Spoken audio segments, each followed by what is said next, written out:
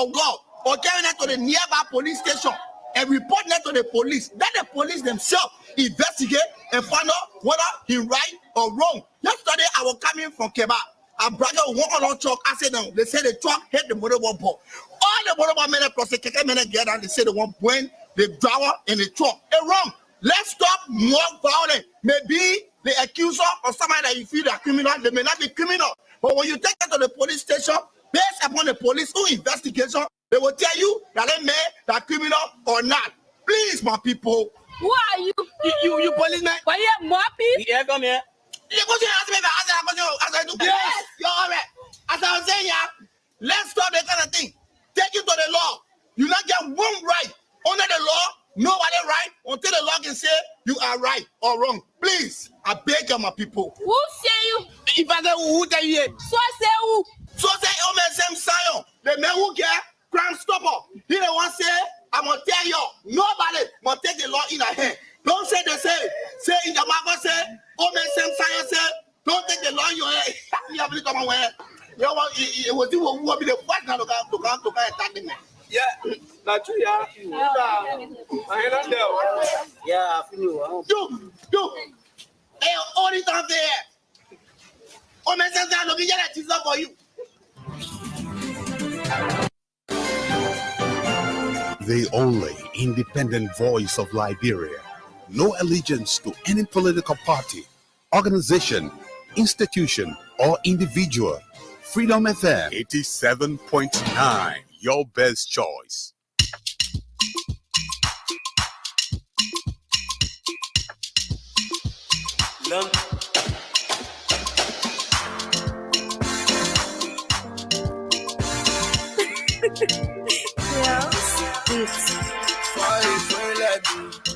Fight for let me. If you now want betrayal, fight for let me. Fight for let me. Fight for let me. If you now want betrayal, fight for let me. Bombe oh, fight for let me. Bombe jene oh, fight for let me. Fight for let me. Fight for let me. Hey, see bestie, the bestie not sweet like my bestie. The bestie la bestie, fight for let me. I say, see bestie, wanting to every, fight for let me. I hear them say they want me go, I say, Somebody say they want me go, I say, Some French na oh. Some French na oh. Some French na oh. French na oh. Hey, see bestie, the bestie not sweet like my bestie. The bestie la bestie, fight for let me. I say, see bestie, wanting to every, fight for let me.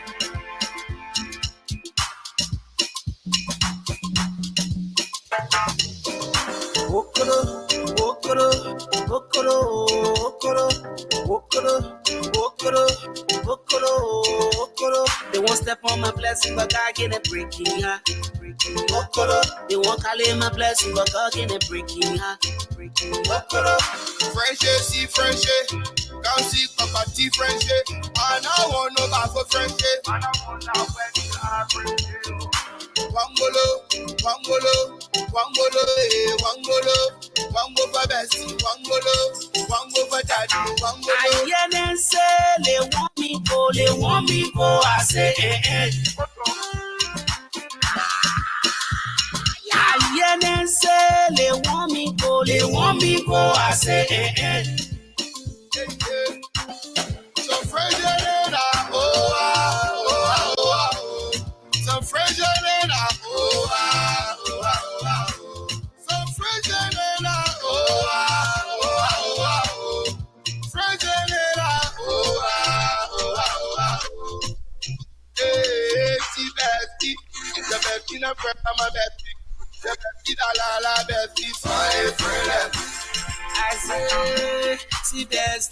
Desi won't tend to weffy, my lonely fine friend let me. Well, someone will want to ask, why is it that the theme song is playing so long tonight? Too many reasons, but I will give you only one. The reason is because I was waiting for my colleague, my friend, my brother, my comrade, Solomon Baka-Reeves, who is on the other side in the USA. And I see Solo. I really like his colors tonight, but we're going to talk about those colors later on because that thing show that those colors he's showing, that shade on him certainly couldn't be from anywhere. Maybe Liberia, but we'll talk about that. So welcome to Nighttime Spin, another edition. Tonight is Wednesday, September 28th. Meaning we got 2 days left for the month of September in 2022 to go away, and we will not see September anymore in 2021 except in 2023. So we got two more days to go because we were told in elementary school, right? Yeah, no, kindergarten. Yeah. 30 days has September, April, June, and November. All the rest have 31 days except February alone, which has 28 days and 29 days in each leap year. So September is about to go. Well, but the issue is this. This is Nighttime Spin, the Wednesday night edition. This program discusses social, political, and economic issues, especially those issues that affect our country, Liberia, directly or indirectly. We talk it so that we can exercise our franchise first as Liberians, and then our responsibility as people who sit on the mass media and communicate with the rest of the world on what we know about. Because you see, radio, by all accounts, is the fastest means of communicating messages anywhere in the world. Well, I stand to be corrected.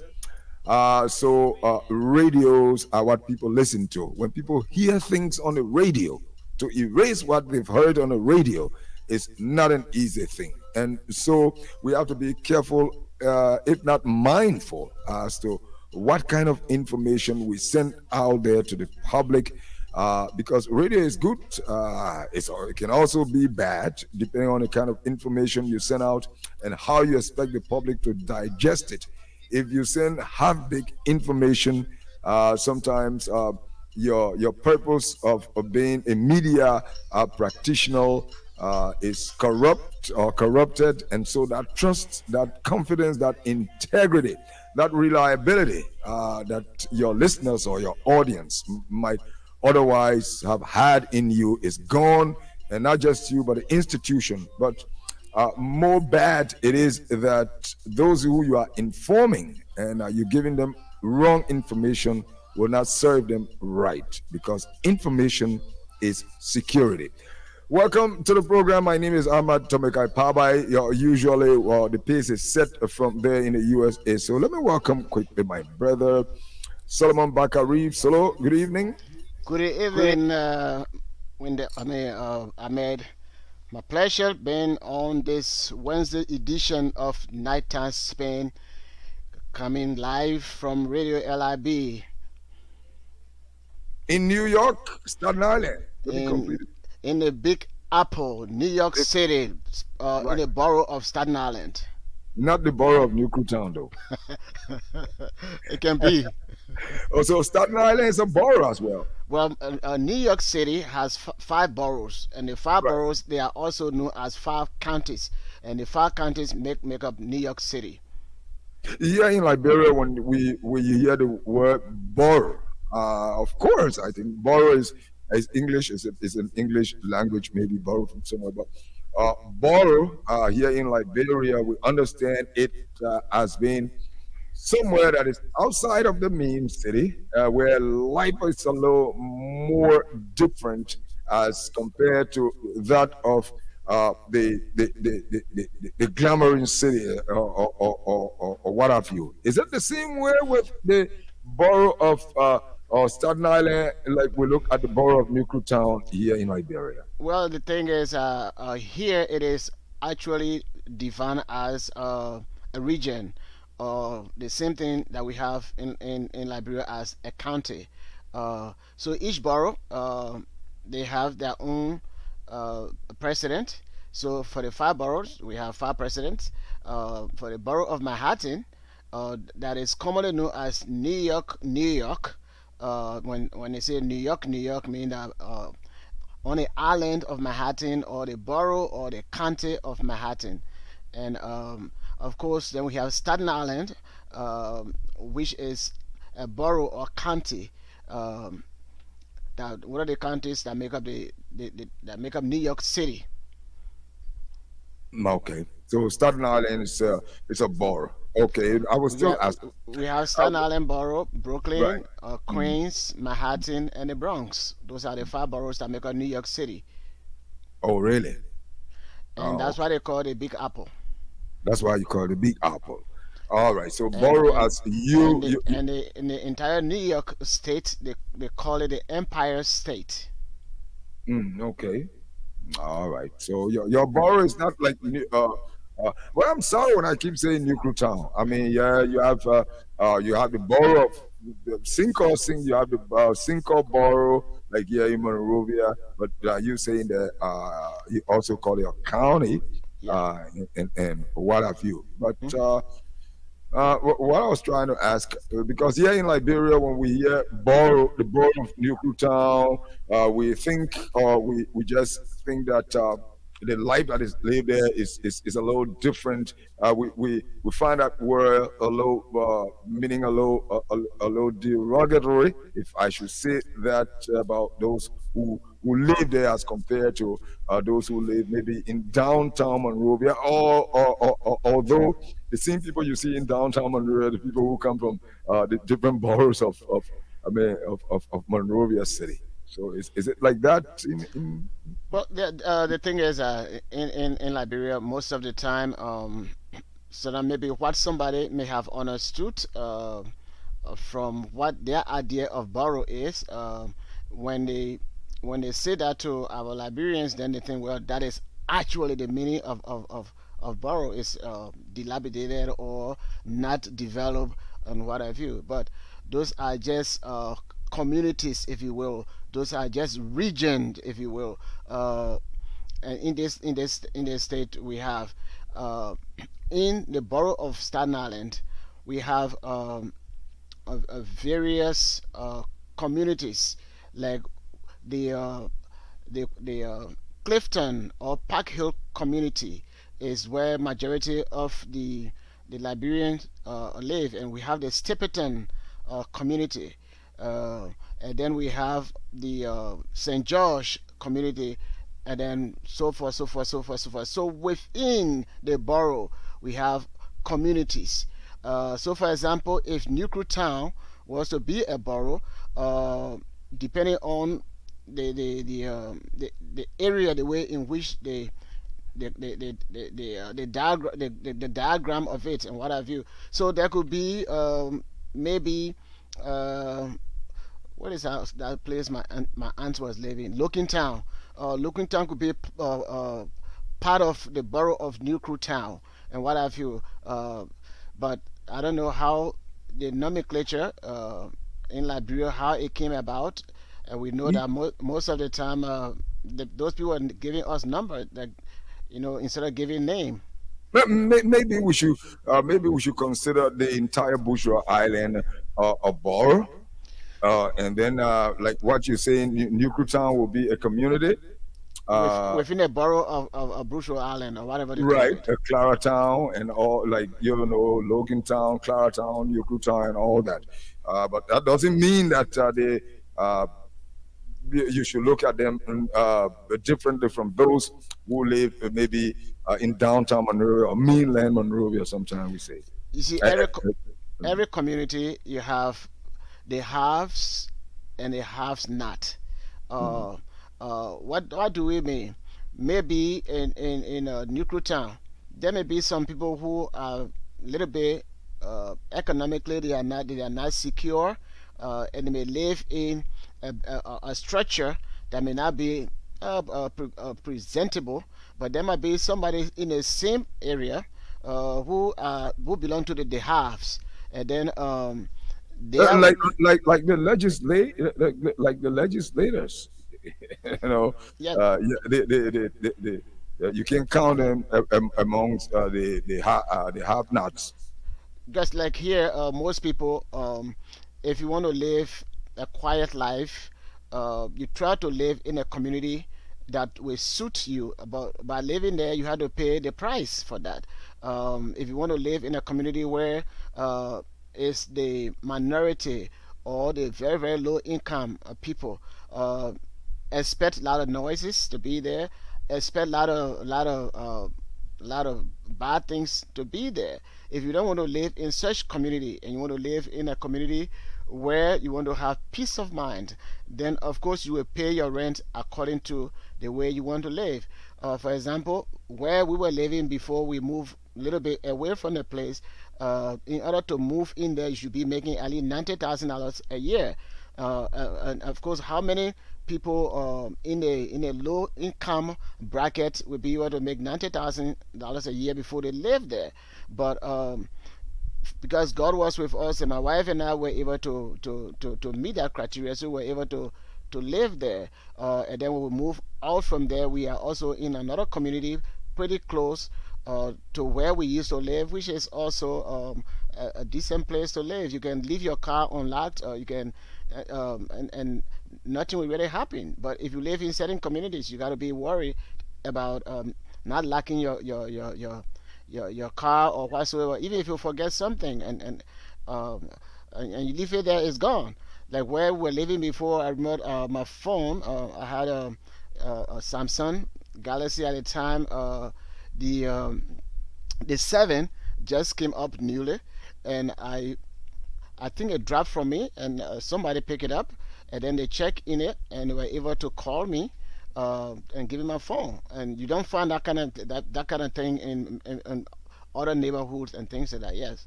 So No, really? people have their mindset that, oh well, if this is Nuclear Town, then everybody in Nuclear Town, their lifestyle is just the same, Which is not true. which is not true. Which is not so. Yeah, I mean, but my uncle used to tell me that where you live virtually has nothing to do with the way you decide to live your That's life. true. That's Sure. true. So it's not where you live; it's how you live. Yes, and there are some of our people who may not be in a high income or middle class income bracket, and they may live in a neighborhood, for example, where most of us, our people live here. They used to call it Killer Hill, and why they used to call it Killer Hill? What Killer Hill?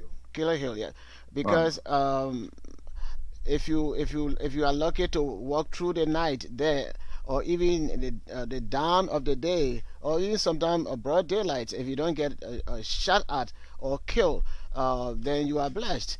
We used to have people that come in the community to sell drugs, and if you are not from that terrain and you invade the area so that you can sell your drugs and whatsoever, you will meet up with the other drug dealers, and they're going to be a bloodbath and things like that. So in the 70s and 80s, so they used to call it the Killer Hill.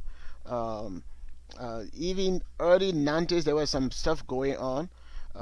We thank God that government, some president, they put down their power so as to weed the community out of the bad people. So many of them were deported, and if you are caught in any kind of crime, they will deal with you.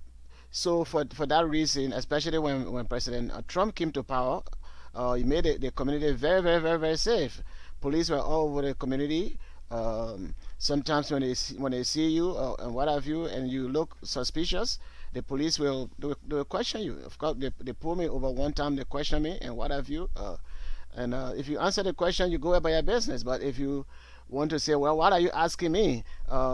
What did I do wrong? And then you get The typical Liberian way. They ask you, then you ask back. Yep. We don't answer questions.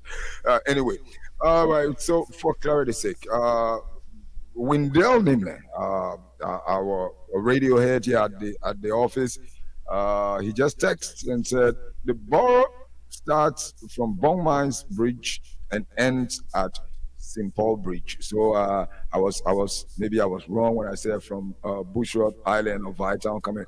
He says from Bong Mines Bridge to St. Paul Bridge. That's where the borough of New Kuta is. So if you say so, then yes, not everyone who lives in a borough should be looked at as a half-nut or people, that you don't have to respect and all that, because Nana Wendell was a big boy, and everyone knows here in Liberia that Wendell, the terminator of Freedom FM, used to live in the borough of New Town.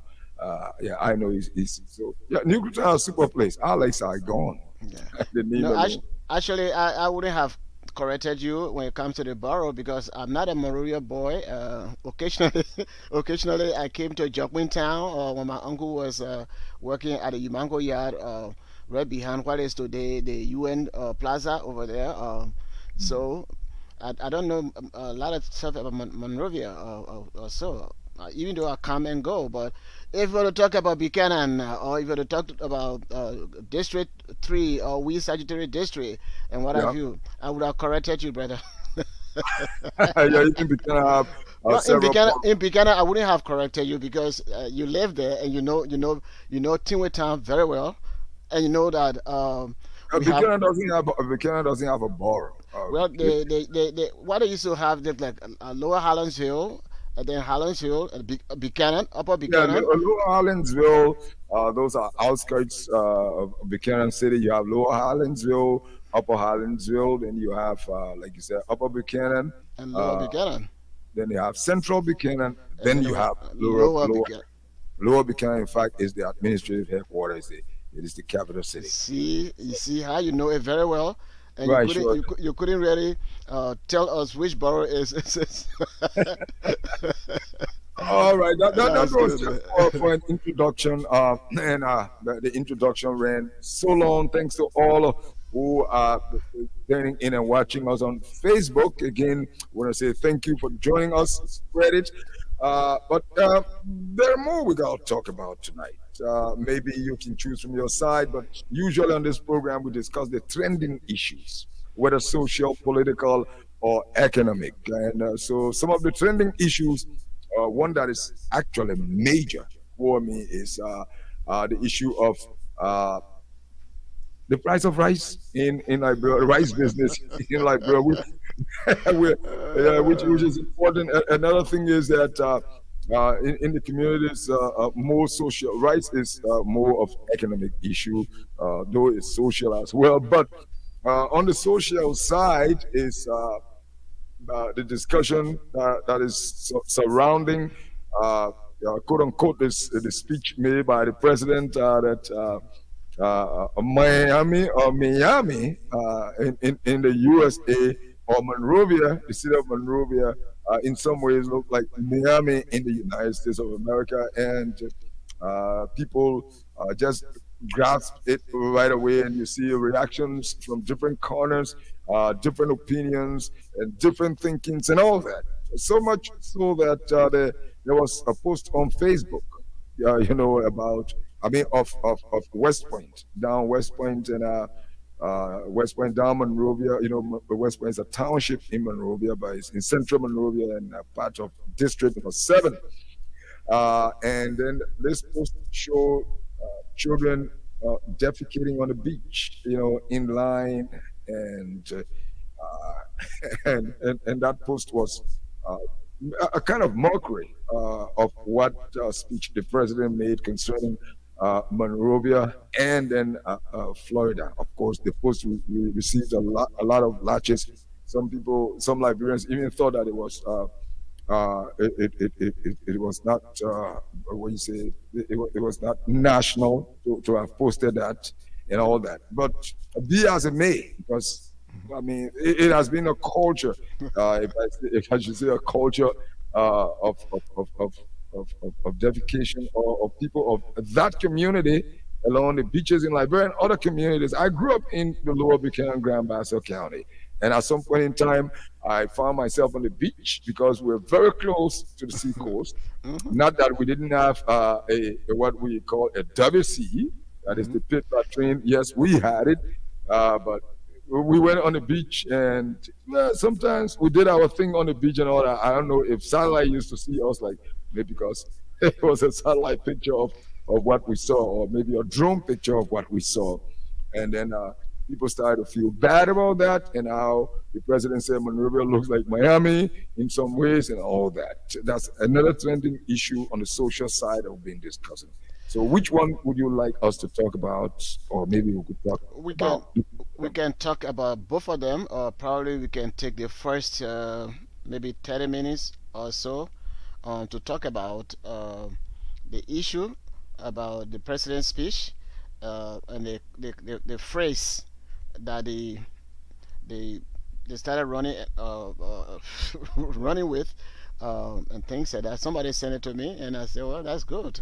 But at least, I mean, you have to look at the context in which I said, did you listen to the president's entire speech, or you only pick up when you said Monrovia is like Miami, and then you were sitting there and laughing. So what is the connotation? What was he saying? And prior to that, there were other people saying that we want to make West Point like Maban Point. In the future, West Point going to be like Maban Point, and we all know Maban Point. What is there, and we also know Maban Point is the diplomatic enclave here in Monrovia, enclave, like the French would say. But that's a community of I mean, where you find the U.S. Embassy, you have the European Union office, the British Embassy used to be there, and it's a different. When they say Mamba Point, that's where the Westerners, most of those who come from the West, they find comfort there. First, the situation, the location of the place itself is up the Cape. Monrovia itself is situated on the Cape, that's Cape Mesurado at the tip of it. There, and so that's where Mamba Point is. It's a beautiful scene when you look there. So Europeans would love to live in that area. So we call it a diplomatic enclave. So when you say Mamba Point, when someone hears that you live in Mamba Point, you're a big boy.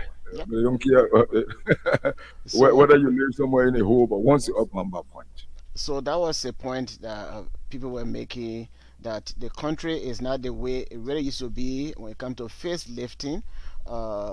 Even when President Ellen Johnson Sirleaf was there, during my constant visit there in Liberia, we had the Coast Guard and some other people that were guarding our beaches so that people would not defecate on those beaches. And if you were caught defecating, whatever punishment that would have been, or whatever advancement you would get, that was given. And most of the time, I went to where I was staying, to ELWA, go to ELWA Beach, going to where Snow, I don't know whether he still live there. I still has a home there. Yeah, so going to Snow Place and all those beaches, you see, there was no defecation on the beach and what have you. Even go to ELWA Beach and going all the way to even behind the place, foreign ministry and what have you. So yes, Liberia was improving when it comes to the beaches as compared to maybe the early 2000 or 90s, going to the 80s and 70s and what have you. So yeah, there are significant improvement in the country. We used to play soccer right to where we used to call Padmore Field. Padmore Field later became now is Don Bosco. I think right now they have the election commission building there in those areas. There was a sandy area we used to play soccer in the sand and what have you. In fact, after Padmore Field, they built Arthur Barclay Institute or something. Yeah, somewhere around 7th Street now you have the Don Bosco what is it? Yeah, that whole Technical high yeah school. yeah that whole area going further down to the Umango Yard and going towards the ocean. Most of those places were just sandy place, and we used to play soccer there. Then of course from there, I was living right to Jokwintown Market, right behind the market that is now Nancy Do Market, and what have you. I was living right opposite the I think it's geology or some kind of LU building that was right on our bypass. I think it was their geology or some sort of building that they used to have. If you are going through in the back of LU and what have you, say Jalatan Road, I think that is the Yeah, name. sure. You know, yeah. So those places they were butchers. If you look at Monrovia or Broad Street in the 50s, and look at Broad Street in the 60s and the 70s, and then you look at Broad Street in the 2000s, early 2000s or 90s, and you look at Broad Street now, or even Central Monrovia, from there going all the way to where the former vice president house is. Those places they are getting good facelift and what have you. So if the president was saying something that things are getting better, of course his home is in Miami, and of course always mention Staten Island because I live here in Staten Island. Most of the time I live when I'm back home. My birth home is Wayzone, number 3 district, and recently our representative said, you know what, we need to call this We Nation, and other people have problem with giving that name We Nation because quote unquote, according to some of them, we are not a nation and what have you. But people say that we are making development, and this is no longer like a common district that it used to be. So we are now a nation and what have you. So a lot of people, when you say things like that, they take it out of context and then they politicize it. And of course, once you make such statements, even if you are joking, they say you are president, and you're making mockery at the people. So that's why people started flying with that. Even one of the thing the president said right before or after that particular thing is Liberians from the diaspora, they came to Liberia, they spoke to the government about entrepreneurs, how to get money and create businesses to help the increase. I mean, increase the employment rate and what have you. So since some of them they left, they never did follow up some funds that were allocated for small businesses and things like that. None of them came back and what have you. I remember that conference sometime last year. Yeah. So, but nobody picked on that. And when you say, well, Monrovia is like Miami, so that's why people ran with. And even when the president said, well, it's good to be home. I left my dog here about 4 years now, and what have you. So he was playing with his dog and things like that, and what have you. And some people started politicizing it. They started making political statement and things like that. So now in Liberia, you don't make any statement. They try to politicize it. For example, here in America, there was a meeting where it was a closed-door meeting under the Trump administration, where they were discussing about countries that we need to pay attention to. We should not always pay attention to developing countries and what have you. And they were mainly discussing, according to reliable sources, because there was no recording in our room. There were just some Democrats and some Republicans in our meeting when President Trump made a statement about what circulated around the whole globe that President Trump called Africa shithole and what have you. But he was saying specifically about a particular country in the Caribbean where he was saying, look, we have country like Oslo. What is this? What is the country that capital is Oslo? Is that Norway? Norway, right? Yeah, Norway. Okay. The country that Norway that are financially secure and things like that. We don't prioritize them, but we prioritize a shithole country and what have you. In fact, so people took that out of context because that particular Caribbean country that they were talking about Um, uh, the opposition got a good hand of it. It went all over the place. President Trump called Africa shitholes and what have you. And of course, some people were defending that. But what he was saying is that if you have a country and you only bring, or even in your home, you have one two bedrooms apartment, and in that 2 bedrooms apartment, you and your wife and your kids. So you guys were used to eating maybe per month, maybe 1 bag of rice. But then you bring Solomon in to stay there, and you still have the same budget of having 1 bag of rice, and of course you still have a 2 bedroom, 1 bathroom. Solomon came in. So if Solomon wants to use a bathroom, and then Ahmed wants to use a bathroom at the same time, and maybe when the kids want to use a bathroom at the same time, we have 1 bedroom. It's going to be very uncomfortable because of the size of the room and the population that we have. So if we are doing things, we need to make sure that we are planned properly before we bring a lot of people. And the president was talking about to secure the border, build a wall so that we'll be able to monitor who comes in a country. Other people, other opposition, they took it out of context. And they say, oh, he's xenophobic. He does not like immigrants and what have you. He's this, he's that, and what have you. So people are out there. If you make any statement, for them to take the statement.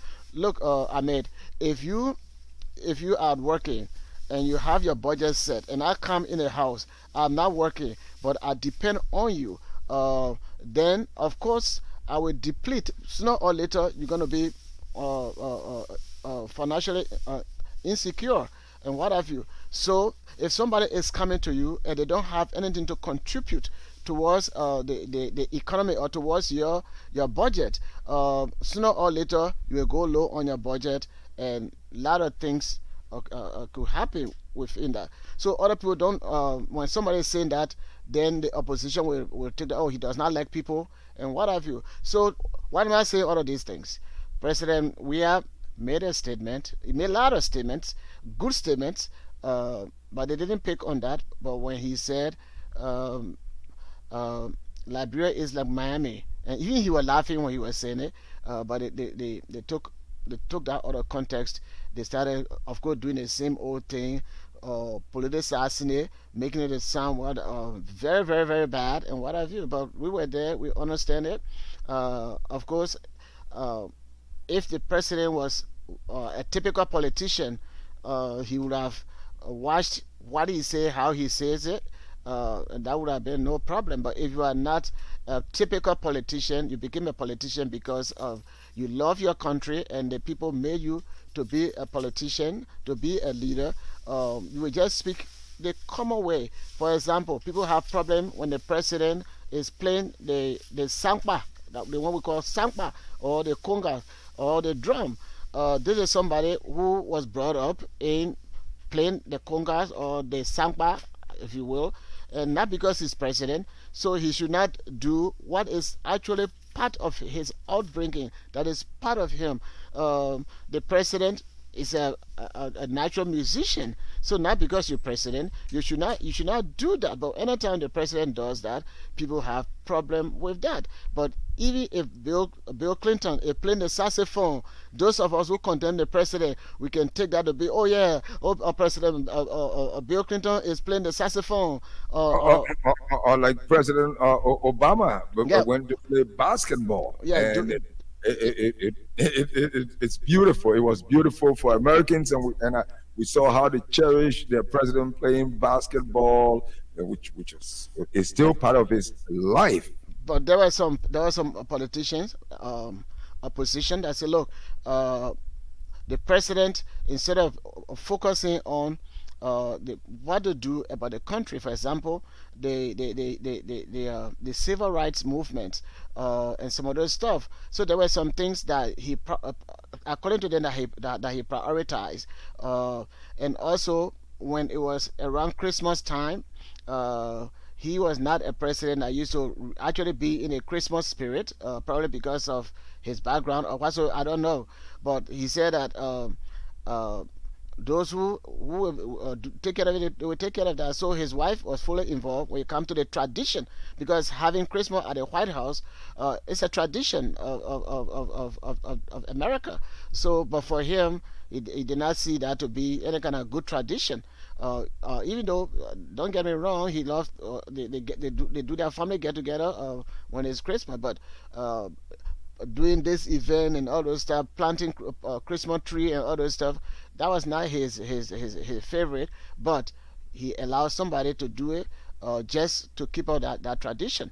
So again, anything that we do, we African, we do, our own brothers and sisters, they will criticize that. Just recently, Ahmed, I sent you a few music songs that I sent to you. I don't know whether you were able to listen to some of those songs. Those songs were a song that we wrote, we performed. I'm playing the keyboard and also singing in that particular music that I sent to you. When we launched the music here in Washington, D.C., and in the Baltimore area, some of our Liberians, they were very, very excited. Some of them, they were criticizing the music and what have you. And most of the white people, they like the rhythm, they like the beat and all those stuff. They were calling us to go here and there to perform, but that was not my nature, so I was not really into that. I just did it for fun. So, but we don't like what we produce, except, especially when we are doing something original. But if we were to mimic or photocopy or imitate the Nigerian way of doing music or the Ghanaian way of doing music, and we be doing that, you say, "Oh wow, the guy is good." If we copy Michael Jackson music, his style, and we start doing that, say, "Oh wow, this guy is great." But if we do our own from the scratch, to do our own thing, people will criticize. Look at what kind of English he's speaking there. Look at it, and all of those stuff. They will be saying all kinds of things. That is in our DNA, and that's what I said. We need to graduate from that area and what have you. So yes, the president's speech. Listen to it. They only pick few things from there, and of course the opposition will always do that because they don't have any message that will resonate with the people. Day before yesterday, Tony sent me a video that was made 4 years ago, when I think about 4 years ago, when the former ambassador to Liberia, Madam Greenleaf, we're making some statement about corruption across Africa, but especially in Liberia, it shouldn't be that way and what have you. So what did they do? They cut and paste, put the president picture on the other side, and then they put some of these the president, those housing units that the president built and all the stuff. They put it there just to pinpoint that, oh, this particular president, ambassador, former ambassador, is directly talking to President Weah, but it's not so. So if you go through that, he said across Africa. And one thing that our people fail to realize, that the American doctrine is to put America's interest first. Anybody, even if it is for them to kill you, if that is in the interest of America and you don't prioritize it, then you're going to be their enemy, because it is their doctrine. America first, and whatever we want to see, how we want to lead the world, that is our doctrine. And if you want to use the China One policy or the China doctrine to blend it with whatever we are doing, you're going to have a serious problem.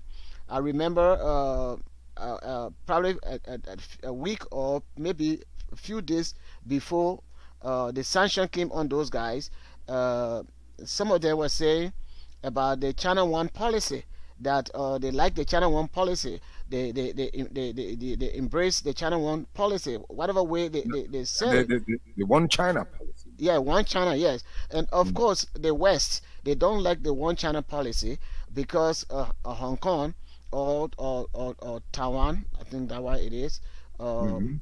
Uh, Taiwan and Hong Kong, because Hong Kong also has a problem there concerning the one China policy. I think some 2 years ago, China went in there, tried to straighten things up, and they are looked at as a more democratic state like Taiwan is. So the same thing. well, the thing is, again, if you look at either Taiwan or Hong Kong, I think it was Taiwan, they were under the British Empire. They were British colony. There was Hong Kong.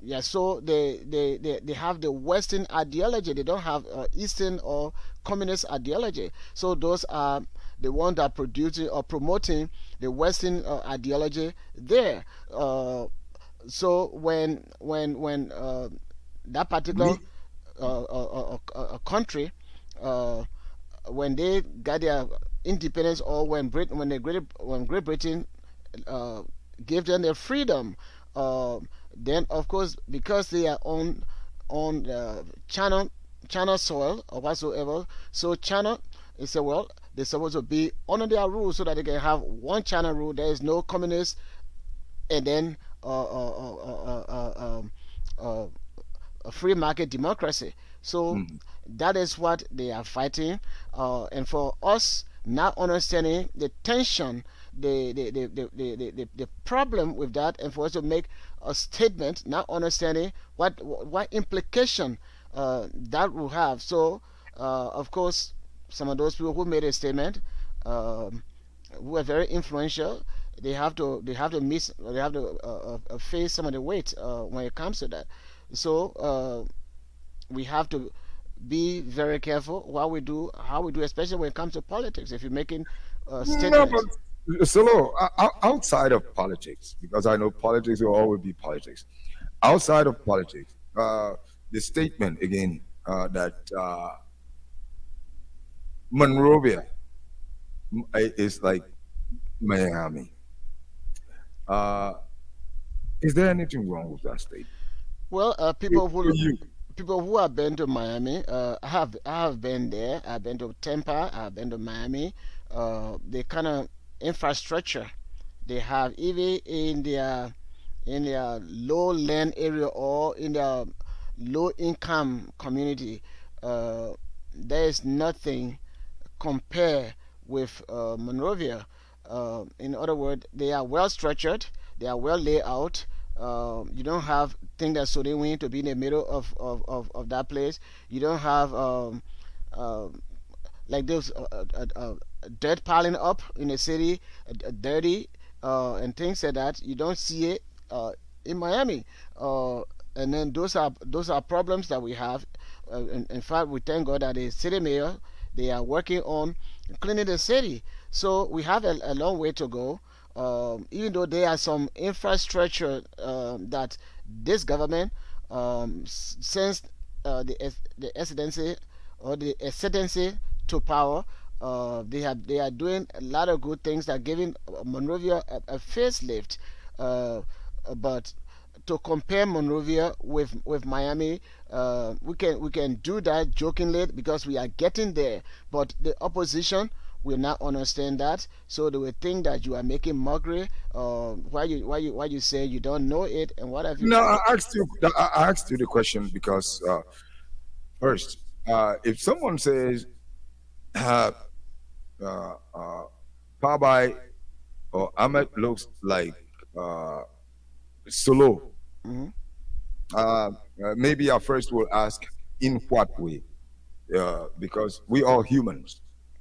Maybe Solo and I have the same shape of ear or ears or our noses, because sometimes people look at, because when people are making comparison, let me just come in with this. Some time ago last year, my son and I, we visited Buchanan. I took him to Buchanan to see Buchanan, where I come from. And it was his first time at the age of 20. And we went to Buchanan. In fact, we went to Wazon. Oh, wow. We went to lay to rest my dear friend and brother, Mrs. Soul, may soul rest in peace, Munirdin. All right, so then we stayed there. Then we went to Buchanan. We spent a night in Buchanan. Uh, in the morning time, he and I walk. He has never been to Buchanan before. All he knows is Monrovia, 20 years. Then we walked down, we passed through the streets, went down the Atlantic Ocean, Atlantic Street. We took the blocks and we cut in Church Street, we came Gardner Street, went up Robert Street, we took the boulevard. You know what he told me? He said, "But this part of Buchanan looks like Monrovia." You know? Yeah, of course. Yeah, he said this part of Buchanan looks like Monrovia. And I reasoned with him because that part of Buchanan is laid out, into blocks, and he saw the layout, the demography of the place, and and I think that's why he made that statement. Although I didn't ask him why, because I understood why he said so. Maybe the way the streets are laid out and all that in block, well arranged in Buchanan, like parts of downtown Monrovia where the streets are laid out. So when I heard that and what the president said, so I started to think. I said, but did anyone ask the president in what way does Monrovia look like Miami? That's the reason why I asked you the question, again. Yeah, well, that is nobody, especially from the opposition, will want to look at it to even ask him what do you mean? Outside of politics. But the thing is, because you've been to Miami, like you said. I've been to Miami. Right, yes. Sure. But for you, there is nothing there, not even the way of life, or maybe the layout or whatever that looks like Monrovia. Well, when it comes to the way of life, look, people adapt to situation. So I cannot say the way they live there or what have you. I know we have a lot of similarities when it comes to the way people live. When it comes to some structural things, they may have 3 stories or because skyscrapers there. But because I believe in Miami, they don't talk about skyscrapers. We don't have them here, but we have our own skyline. May not be skyscrapers, but you have Miami is a beach. It's a beach area. It's a tourist area, actually, yeah. And the tourism there, I think, has to do with the ocean. Mostly, people go there for maybe enjoy fun in the sun, because when we watch movies about Miami, most of the time they show the beaches, the beauty, and all that. Liberia, Monrovia, for that matter, has beautiful beaches as well. Yeah, go ahead. Yeah, actually, like most of the time, I tell people, I said, New York City is like Monrovia, and they say, you say so? Oh yes, and they say, what do you mean?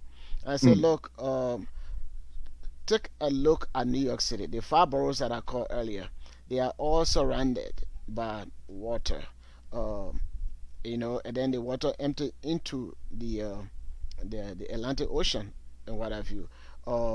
So the structure, if you look at Monrovia, crossing from waterside to go across, and then those other things, and you say, wow, the environment. Even if you put structure there like New York, they will say, oh wow, because we have similar landscape and what have you. So that's why I say, I know I'm not talking about the way we have all of these buildings here, but the way in which the environment, especially the landscape or the land, the way it is, it's like Monrovia, and what have you. And they said, I don't think we're gonna get there. I said, of course we will get there one day, but looking at the way in which I could buy that from you, because although I haven't been to America before, but I've followed America like I see it on the movies. I mean, in the movies and on the in the photos and all that. Like you're saying, I know there is Manhattan, right? Then you have another part of New York, and I know you have the Manhattan River. Then there, Manhattan is a land all by itself, different. Like you trying to compare mainland Monrovia. If you stand up like up Crown Hill and you look across the Mesurado River or the Dew River for that matter, you see Vitan, or you see the Bali Island that the president so dearly loves, that we are still waiting for the construction of the 4,000-seater conference hall by the Indian people. That should be called the Mahatma Gandhi Conference Hall. If you look at it and you look at, like you say in New York, that I've been saying, it has almost the same look for that matter. But when it comes to the landscape, the way the land is, if there's going to be a difference, be a minute, a very, very little. But for example, if you leave from, let's say, down water side, if you go further left, you when you're going towards Nikru Town area there, if you go further left, you're going to go to the Atlantic Ocean, the beach, and then of course that particular beach is going to go all the way. That particular Atlantic Ocean is going to pass the Foreign Ministry, going all the way, passing ELWA, going all the way as far as we can and beyond. The coast. Okay, and then of course, when you have to go inland, you have the Mesurado River or the Du River.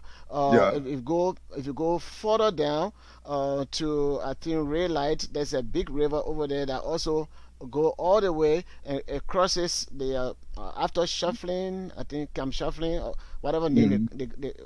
What is the name? I think that's the Du River there. Okay, that's a Du River. You cross it, you go all the way over there. So actually Monrovia is an island surrounded by the ocean, and also if not the ocean, on the waters, the waters and what have you. And this is how New York City is. You have the East River, you have the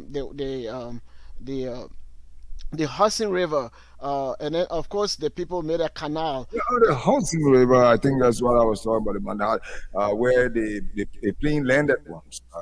They have a place where the helicopter can land. Yes, it was on the East River, where this guy landed the plane. That was towards the FDR Drive.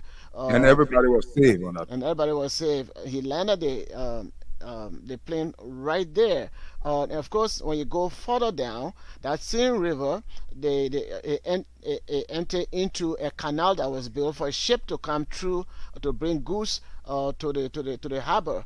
That is between New Jersey and New York and what have you. So if you look at Monrovia and you look and say, oh wow, there's no difference when it comes to the way the land is.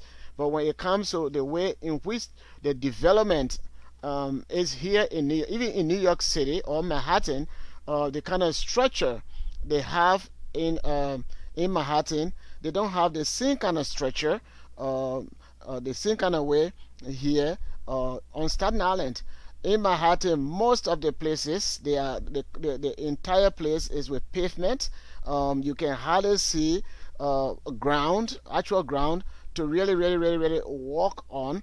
But if you come to Staten Island, you have pavement, but the roads are paved, but the rest of the ground, they are not paved like Manhattan and what have you. So if somebody is comparing Manhattan with Monrovia, the way in which the development, everything is, there's no comparison.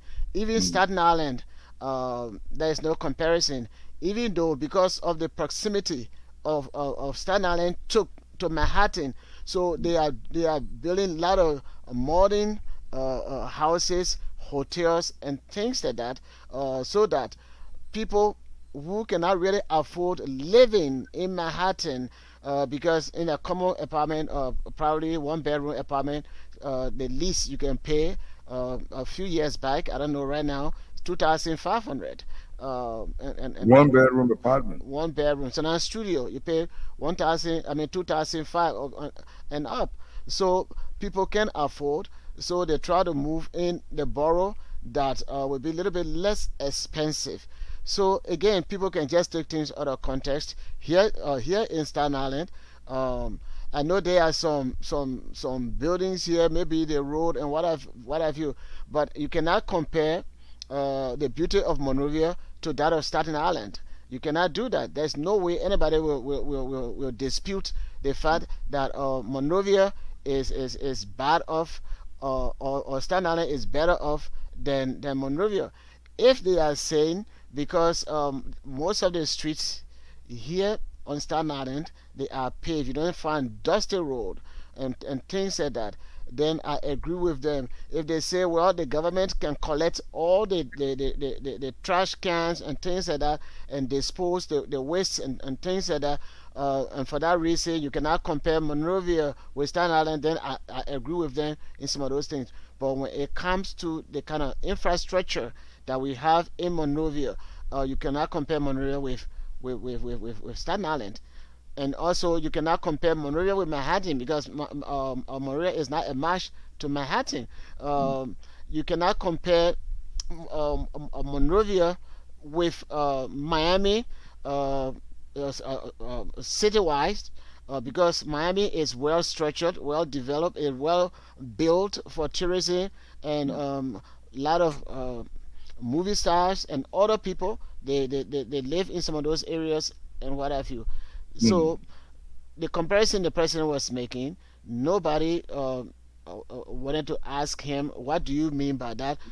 In what ways? Yeah. Yes. So they want to score political point that he's going around and lying, but they don't look at the entire speech. What were some of the things? But they only pick up when the president said, and he was saying it, even laughing with us and what have you.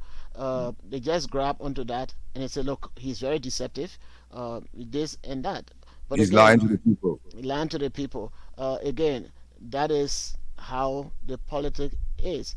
One time, again, President Trump made a statement way before he even started vying for the presidency, that if you are a celebrity, if you grab any girl or any woman by whatever, I don't want to be graphic the way they say it. So if you touch any woman like that, they will not even say anything. They will not make noise because of your status as a celebrity. Okay, so you can get away with a lot of stuff. Then they took it out of context. The president said you can grab any woman by their private area, and then that was spread all over. Even during the election. The election. And all they of that. tried to hold it against him. And then he was discussing, like, so now when guys are together and you are expressing your view, like, look, man, if you are up there, you can do anything and you can get away with it. And even if you grab a girl or so and so, you can get away with that. The conversation was recorded, it surfaced, so they used that against him. So this is what I say: if you are in politics, or if you want to be in politics, whatever you say, be prepared to defend it. Even if you defend it, the opposition, they will run with it the same way they are running with that of President Weah's statement. Even it's like who's going to give you a chance to score? Yeah. So those are some of the things, and he said a lot of stuff that some of the people criticized me that I was not using my head, but I was using my feet. And then the president said, "But wait now, it is the brain that controls every part of your body, even your leg. With all your brain, the leg cannot move." They never made that good scientific statement. Right. They never say anything about it. And No, because he scored a point. Yep. So, but again, it was said, and the way in which they're interpreting it, I don't think that is what the president meant. What the president meant is that Liberia is making progress, and we are like Miami. Miami is a tourist place. Now a lot of people come to Monrovia, or come to Liberia, and they have places to go to do sightseeing. Even in the city itself, there are a lot of areas that people are now going to do sightseeing and things like that. So Miami is like Monrovia is the Miami, but sightseeing and all of those stuff, tourism, where you will go and nobody will rob you, because we are the security is being worked on since the UN left. We have not had any major problem when it comes to our security. We've been keeping the peace and what have you. So those were a lot of things that the president was doing the comparison. But or maybe he could say, look at our beaches, like Miami, our beaches and whatever. If we take care of it, yeah, those are the things. For example, if you go right. to there's a place before you go to Charleston, a place there. They called there's a little place over there's a hotel. On a back road. I don't. Is it on the back road? No, it's on the main road. On the main road. Right after, I think it's after Winter Chapel. There's a place there. It's a big guys. I think it's a either hotel. Palm Spring. Palm Spring. Oh, okay. Now in Florida, they have Palm Spring there. And why do they need that place Palm Spring? Because the hotel structure and the location of the hotel and all those other stuff is like Palm Spring in Florida and what have you. Maybe if the president was to say that, they will have problem with that. But again, the president said what he said. He know what he was saying. The point he was driving at. People took it out of context because he didn't. Say, okay, our country is becoming like Miami. Maybe if we were to say it is becoming like Miami, then maybe they would have said something anyway, but it would have been a little bit much politically polished than the way in which it was said. But look, that shouldn't deter us. The president is doing a lot of good things for the country, unlike other presidents. And what have you? I'm not saying other presidents didn't do anything. Other presidents did some of the stuff that they could do, but the area or where they were doing it, and many of us were saying Monrovia is not Liberia. That was the same thing we're always saying, because most of our presidents, they only focused in the area where the pioneer was residing. Even in Buchanan, that particular place that people say is structured like Monrovia, those were the living quarters of the Congo people. Lower Buchanan. Yeah. And all those stuff. And even if you go to Harper, Maryland, same thing. If you go to Greenville, same thing. Wherever they live, they did it the way their houses were down south. If you go to Edana, or if you go to before you get to St. John, what is that? BIA. If you go, some of those structures that you see on the road, those were structures that they took the style from the Carolinas, whether North Carolina or South Carolina, or from Georgia. So they build their structure like that. But if you leave from those areas, if you go outside of those areas, you see buildings like the one behind me, right on this screen. That's what the rest of our people, that's the kind of life they were living and what have you.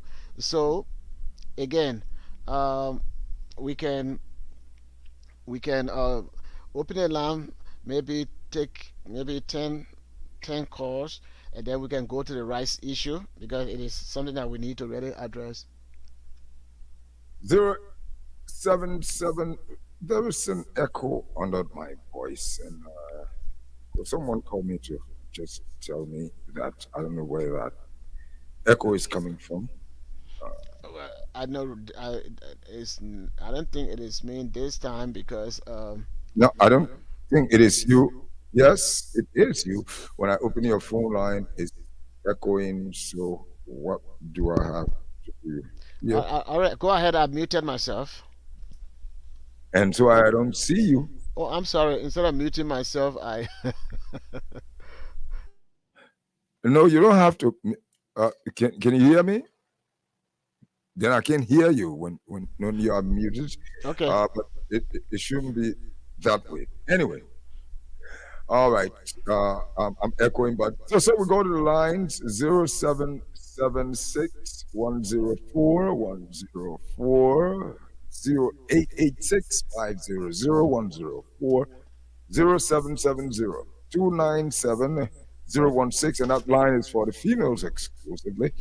And then plus 231-886-500-104 if you're out of Liberia. We say if you're in the diaspora now. If you're listening to us and you want to place a call, please lower the volume on your radio or whatsoever you're used to listening to or to listen to us, so that we don't have that irritating feedback as we go to take our first call. Hello? Oh, good evening. Yeah, good evening. Max, calling from the FT. Yeah, go ahead. The serious. Oh, his line is terrible. Yeah, them war. not the line, but this thing is. Hello? Yeah, hello, you're on. The serious guest has shown for over the years more. I've been respecting him. Tonight, when he expose, I have lost credibility in him. You can't be, that doesn't trust him. Why you lost the credibility? He has been one of those talk show hosts most often. He and Lawrence Kwawa and the rest of the guys been on air. But tonight, for me to hear him speaking like this, I'm disappointed in him. Excuse me. Are you there? Are you there? Are you there? Are you there? For him to be able to openly tell us that if Miami is like Liberia, we all go see what system you comparing us to be of the caliber of things that you guys are seeing over there. Yeah, but excuse me. Excuse me. On a serious note, I've been one of your fans. Okay. We got your point. You said you're disappointed, but you don't want to come clear with the reason why you're disappointed. So we go to the line here and take this call. Keep your calls coming in. Hello. Yeah, good morning. Yeah. Okay. Good morning. How are you? Yeah, I'm person supporting from the NCTC community. Where? People just interpret things what they want to get as people. We are here in Nigeria, and sometimes we come out to say, I'm living in Nigeria like I'm in America. Are you ready in America? So it's like, because look, in America, people got 2-3 meals, right? They eat 2-3 times. So you eat 2-3 times here, no. Sometimes you eat one time rice in the morning, rice in the evening, even in the night. But yet then still you say, oh, I live in Nigeria, like I'm in America. It's just some kind of describing certain things. So yes, I'm in Nigeria, but I'm certified because I can afford for my family, I can do this. So when you say Nigeria is the Miami, you will not say that exactly like Miami. No. Before then, in Nigeria, we used to go on the old road. Right? People used to go on the old road. The only place our development was around the budget bureau and just around there. But this time around here, even the things that built is getting developed. What he meant, that doesn't mean Nigeria is exactly like Miami, but we are getting somewhere. We are better than where we were.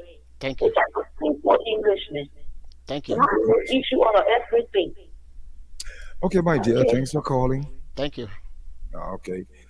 Let's go to this line and say, hello, are you there? Hello? Hello? Hello? Hello? Yeah, hello, how are you? Fine, thank you. Welcome to the show. Thank you so much. My name is Carmen Kevlar, calling from 203 Cinco. Garma, go ahead. Yeah. My dear, human beings are hard to be pleased. People are taking their Miami, Liberia, local Miami thing, and they're running all around with it. This afternoon, I went down Watersa. It was the topic in people's mouth. So I only passed and shook my head. And I asked the other lady, I wasn't pleased. I have to go back to clarify things to her. What did you ask her, or what did you clarify to her? I told her, because the last one she said, he never went to go ask sorrowful to say, oh my God, you help me. But he go tell the people that he country, generally the poor country. Very well, like what she said. So I said to her, you expected the person to go and tell people that my country is facing up. Why you think always the Ghana can say we are the best? I said, what little things like shouldn't bring noise? We always say, look, like Rimpo wants against somebody, there's nothing that you can do. See, your colleagues are in America, even talking kind of because today he decided to talk the truth. The other man has said he disappointed. Why would you say that? So the only thing I told her today, I said, my dear, you think that the speech that they wrote for the president, the person being analyzed there, they asked a simple question. I think he made a statement. They didn't ask him, what do you mean? You didn't ask him. Of the speech, yeah. You didn't ask him what he meant when he said that. What he meant, yes. They didn't ask him. Yeah, many times we don't ask, or we just pick up what we want to pick up from there and we go running with it. Yeah, because we are against him now. Even today, I want to work. We against him? Customer came telling me, can you imagine? This customer, we were flat like a king. We said, yes. The officer, your president, we are putting something in your mouth for you to discuss again. Because the only thing, whenever he says anything, even if it was everyone, you have to say, would not like it. He alone talk and we were far like attacking. The only thing I said for him up, y'all go ahead. Y'all go ahead. Hey, you, mommy, Kasha, please give my change.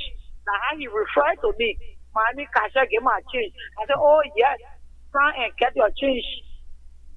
Yeah. And he had on his t-shirt, California or something like that. Then when he said, I said, yes, we'll continue. So he got California on his t-shirt. He got on his t-shirt, acting a big boy with a Bluetooth in his ear. Oh, Miami, Kacha, give my chance. I said, oh, yes. And he there, they say again to discuss him. And he there acting like someone from Miami. Yeah, with a t-shirt, waiting on the California, big boy, he had Bluetooth all over his ear. I said, we were fast like attack is one. The only thing he said to us, y'all continue. When he be trying to say, y'all vote for him again. Now, what he meant, y'all continue, all right? No, but anyway, you also didn't ask him what he meant by saying you're continuing and you just concluded. So you see that. And I see when they did not ask the president, they concluded. Okay, so we shouldn't be concluding like that. It's always good to ascertain the father. Ask people, what do you mean when you say that? And then he said, while he was going, the other waiter went open door for him. So, have a nice day. He said, y'all continue, y'all go like this. Right. Okay, thanks for calling so we can continue. We can continue taking calls. Thank you so much. Hello. Thank you. That was a good one. Hello. Good morning. Good morning to your studio guys. Good morning. Hello? Yes. Yeah, hello. I just wanted to Amatara. Good morning to the studio guys in the USA. Oh, okay. Go ahead. So that guy is not a studio guest, though. That man hosts this show. All right. Okay. Go ahead. All right. Thank you. So it's the both of you for your analysis. Let us guide you in that we are for the thing, the culture that we're in. The president, we have spoke and said, we can be up and man and it's quite comparing more to the Miami. It doesn't mean that we only, but we can work back towards that. That's what he's trying to do. In your mind, that's what he meant. In my mind, as someone as I am, a common person like me, and looking at the opposition, we feel that it's no better than the president. But the president, we are now the person that is back on my feet then. Or saying, to back in back, it's saying, he meant with the 12 years, we don't let money because we know that it's impossible. But we somehow it can be better. We have traveled in our neighboring surrounding countries, the Cote d'Ivoire, 18 years. So they are far better than us. They are not better, or we got our independence. Well, for like what your other police on the period should be saying, America is not very helping us. To be honest with you, I regret that. I don't want to even go to America again. But I need to hello, in the first place, you got visa to go to America. You think you just go to America like that? I come on, who can be in pure health to like my brother and my sister and there who trying to something, but I have no interest in. You got if someone is always doing better for the culture to look better, and you put out to do that, like one hearing post that start on on Tuesday. Criticizing the bosses that want to start yourself, bro. You say you want to oversee on start yourself. Why have you done? Contain the trust. You know how many share patterns start yourself? You want to people in Atlantis and Muscle Valley across Liberia. Then you call the bosses and war boss. But you that want to oversee, what has he done? You make people to you told people to go and vote. One is a liar being the country that said you're going to give fantasy every month to Muscle Valley. Has he done that? Yeah, that's good. Yeah, we get there on the floor everything, and people the desk for me. I'll come with power. We take it from the weapons and we are with stuff. But we're not stupid. Yeah, the people are over say nobody is stupid. Yeah, we can't keep making mistake one or you see that you better than the man. You are in the book. You have to go anything that you can see. I think when the president do that this president has seen the 12 people the manager that 90% with a lot of resources came to the country. Man, they could do a lot of things than the government starting to do. But what did they? Yeah, okay. Minister taking it to the full housing and look at money went broke. Man, they still blame for that. But they can't move to go to the embassy to demonstrate. But the bringing station on three people and official or comment see that the president was telling me when that return our president will go back to the parliament back and elect his councillors and they take it for us. Thank you. We'll leave you at that. And then she said, "War boss." Yeah. He said, the guy is a Henry Costa called the buses war bus. But it takes me back. But he's still living in the movie way back. Growing up, we watched an American movie called War Bus, and the bus, in fact, the same school buses that were brought in, and we have a lot of these buses running in the streets of Monrovia to help with the transportation system in Liberia. The yellow bus, the big yellow school bus from America, and then in this movie, the movie is called War Bus, and that in the movie. And that's the bus. I remember that. It's a war bus. Well, it's actually not a war bus. It's a school bus. You see school bus written there, and they are helping to ease the transport problem in Liberia, commuting in Liberia, especially so that we have too few roads. Most of the time, people want to ride and come in. It's cheaper. $50 Liberian dollars. It's cheaper around, and it's a good initiative. Whether they are war buses or whatever they are, but I think we need to commend the Honorable Sir Joseph for thinking at least about our country. Those who do well, let us praise them for the things that they do. So let's continue with the calls now on the line. Hello. Yeah, Mr. Freeman. How are you, sir? Fine. How are you? I'm good. How are you? Thank you for the discussion, because it's good sometimes we discuss the issue. Like we not discuss it, and we not need a street. It's good to discuss it. Like last night, I listened to one guy from Miami. When he started describing Miami, like the beaches area, like Mama Point, around the sea coast, all the beaches in that on the side of the sea, they look like Miami.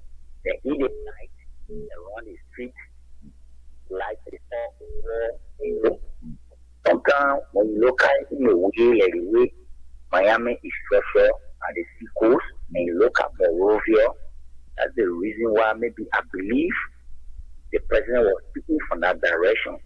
Because when you look at Miami, Miami is full of water size, island, you know what I'm saying? I haven't been there.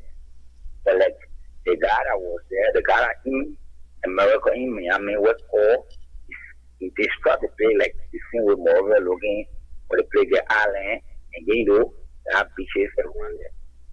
But in Liberian, because of politics, even if something resembles something, and about when you're not at your side, we will not take it away. If something is white, and then we want to tell you that it's white, but because you not believe in it, because your mind is already fixed, even we tell you say the thing is white, you won't believe it. As long as drug politics, that's the reason why sometimes for me I don't like to argue in that direction, because you will talk your hero here and you will all the 12 in the 12 school. Okay. Yeah. Thanks for calling. That direction what to move from. Okay. Thanks for calling.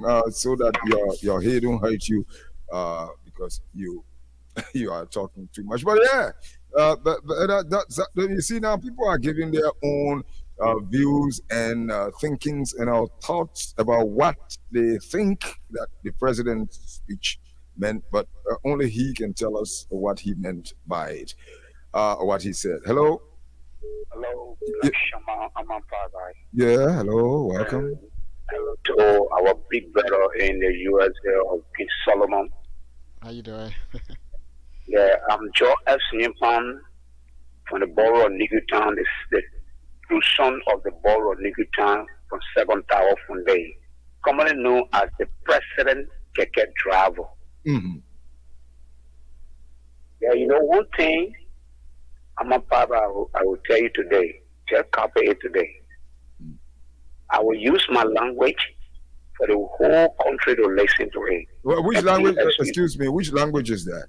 Is the Spanish word. Hello? Which is the people. You know, we are the Spanish people, the more educated people. This word means Sekajipo. You know the meaning of Sekajipo? Sekajipo is crew. That you don't know something. You don't know something. Okay, I can break it down for you. There's nothing President Weah will do in this country, or why he will go out and see opposition will be certified. But not just opposition. Maybe other people who are not opposition, but they don't understand what he's saying because nobody asks. Yeah, they will not like that stay. Then our people always saying to you, say, whoa, the thing that you're looking at, it is not hot. Let me tell you, the Excellency know what he's saying. Liberia, the vision of President Weah, that's his vision, and he's saying to the whole world, the entire world. Liberia, which is Morovia, will represent at the Lagos State. Watch President Weah. You will see for yourself. Because I know the vision that in his spirit and the decency that he let's watch and see. And he's being the invisible part. They have a feeling. They will see it again. And also, it will change the look of that place. You thinking, yeah? The other one change opposite my hell today. A lot of another one coming up pretty soon. And in 3 years, you will see how all of be live again. They will not know what to say. You're talking about Valley PhD. Island is coming. Yeah, Bali Island is coming. The Valley Island is coming. Pretty soon, one thing you gotta do it, you don't rush. The pepper soup can get cold before you drink it because the pepper is Oh, yeah, your line. The President's Keke Driver is breaking. So we have to leave you at that. I'm afraid we have to do so. But the last crew, I was expecting him to speak. Solo, you listening? Very well. I was expecting to speak the last crew because he kept saying they will see it. I thought he would have said Namudaje. Okay, let's go back to the line. Hello. Hello, bye-bye. How you doing? I'm fine, and how are you? I'm okay. Okay, so where you call from? I'm calling from Logan Logan Town. Yeah, that's from LT City. Thank you. You know, the whole thing, people just running with, I don't know. Apparently the president has the reason for which he said that. But for ourselves that live in Morovia, that have not even visited in Miami, let's look at the park Let's look at the man who committed that he lives since 12 years. If you go there, you will know that indeed that place is safe and layout. That particular area is laid out. Although the layouts were there before, but no one could see it because that particular rehab community where the president resides, I remember visiting that area years back when it was, but the roads were there coming from the main Robertsfield Monrovia or ELW highway, but you couldn't see the layout until he laid them out, paved the roads. Now you see the layouts coming up. Yep. This line. Let me see if I can change this to give a better reception. Let's see. Hello? Hello? Hello? Yes. Okay. Good morning, there, my son. Okay, this one's on. Good morning, mommy. How are you? Yeah, don't get back to me because I've been trying to with me line and they say off. After the two when me finish talking, they say off. Anything man can do, woman can do. Okay, thank you. so the women can come on the men's line, no problem. But the men don't go on the women's my line. son on our side.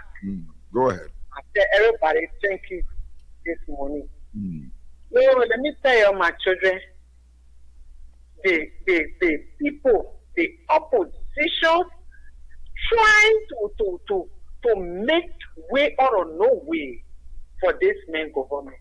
You got your president, and he said something. If you understand it, ask him what he said.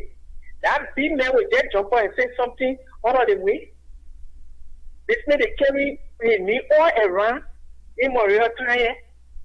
We can't think, we can't lie because we don't know what we want. We don't know what we want, my son. Yeah, I can reason with you, but again, if people hear something that they do not understand until they can get to understand what the speaker or what statement was made means, they will always try to take it the way they think because they analyze it for themselves. But the opposition, for that matter, politically, the opposition will always be the opposition, as people say. But it's not only opposition that is speaking about it, because there are other people who are not opposition, but they don't understand what the president meant, even though he made a statement and say that Monrovia is like Miami. People didn't ask him. So maybe he's the only one who can tell us what he meant. So as that's what I say. That's what I say. That's what I say. I think you can ask him, or when you come on air and say that you ask him, say, Mr. President, what you mean by so and so thing that you said? I think he will better, answer the question. So you just carry it on Facebook, my grandchildren see this, I say, you're the people. When you let somebody, you're not elected. They elected me, and I don't want to elect before. Look at the fact there. Look at it. We ever had it yet? No. We ever had it? No. We had it yet? But we can't lie. But I know in Jesus' name, the Almighty God will be there. Because He is special reality. They are never went anywhere for anything to do. Because He was there for us during the war. We saw what He did for us. Nobody did it for us. Nobody. So we don't want eating for what join here. So my children, I thank you this morning. I thank you for being in studio there. And the other one talk telling the other man say he's disappointed in you. You so disappointed. No, people can get disappointed. Maybe they don't understand what you mean. Maybe at some point in time he will understand. If you understand, you are not going to say it.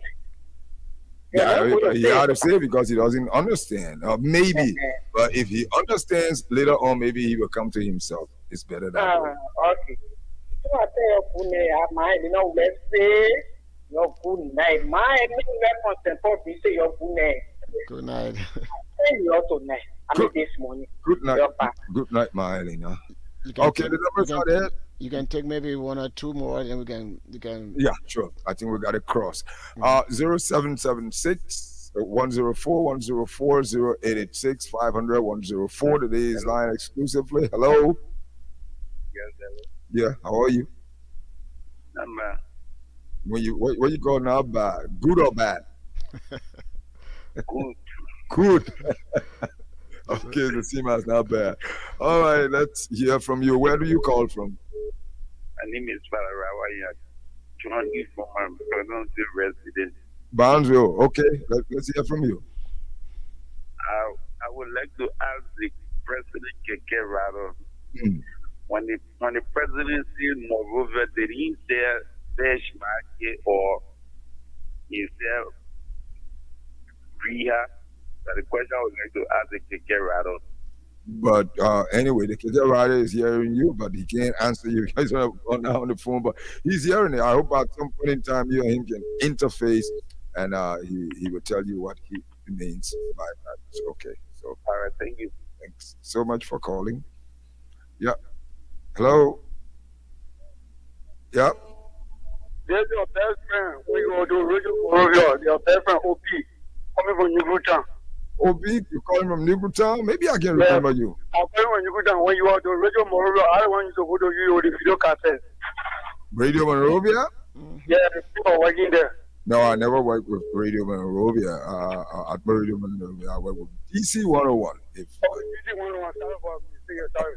Okay, so you used to, I used to bring the videotapes. Yeah, I used to bring the video to you in studio there. Oh, okay. Oh, OP has been a long time. How are you? Hi, Camille. Yeah, thank God I'm alive.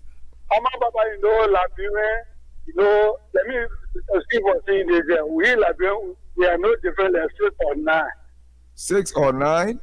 6 or 9. 6? Number 6. Oh, yeah, you can turn it any which way. You turn it. Yeah, you turn it other than 6. We turn 6 other than 9. I like looking. Anything can hold us. Yeah. Remember you, I'm a Papa can be in studio by now. You don't know, if you want to run for election now, for the people, I'd rather vote for you than to vote for those who are My man, John, hello, hold it. Yeah, because so that's not your you think people got small man and they all that coming. No, now for you, I'm a Papa, because I know you gave your sacrifice to people in this country. I know what you did for the people. I know you. I'm what I'm saying for.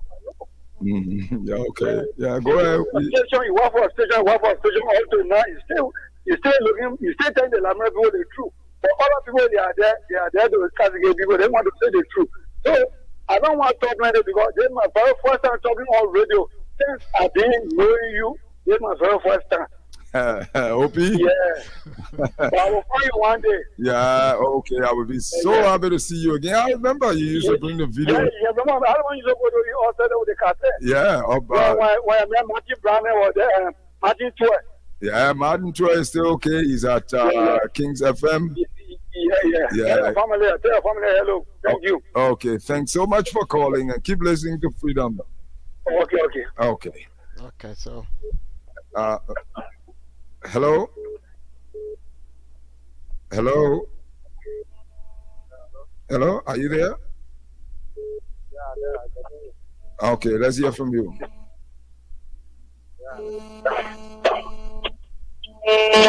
Hello? Oh, something is not right with this. We got to take our last caller. Hello? Yeah.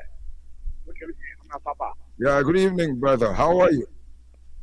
Yeah, this is the voice of Moses Martin, and I do call you from Jacket, Bomi County. Jacket, Bomi County. That's along the Lofa River. Yes, sir. You get it right. Sir. Okay. By Jacket coming, let's hear from you. Yeah, I know that this is far beyond the topic for this night.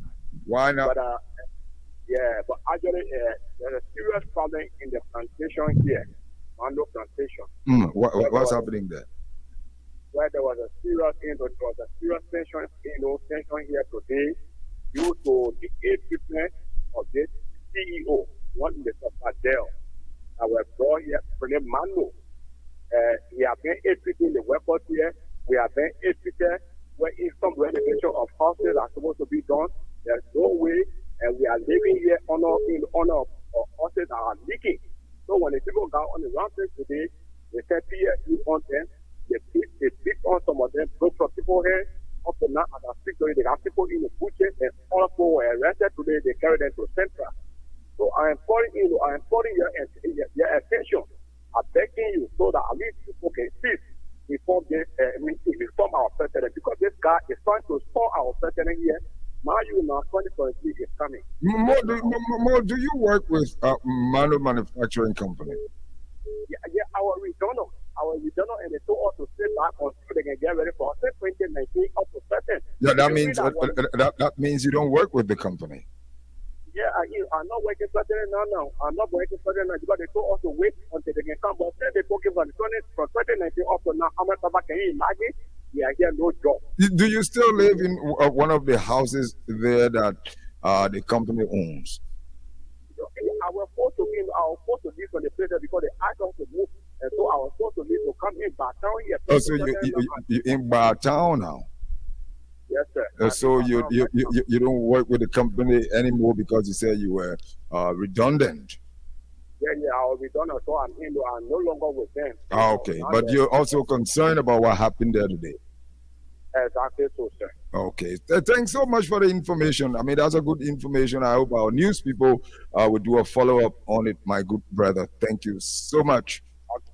Thank you. Okay, sir. Okay, so I think that does it for the callers for now on that point, because we still got the other point to discuss. And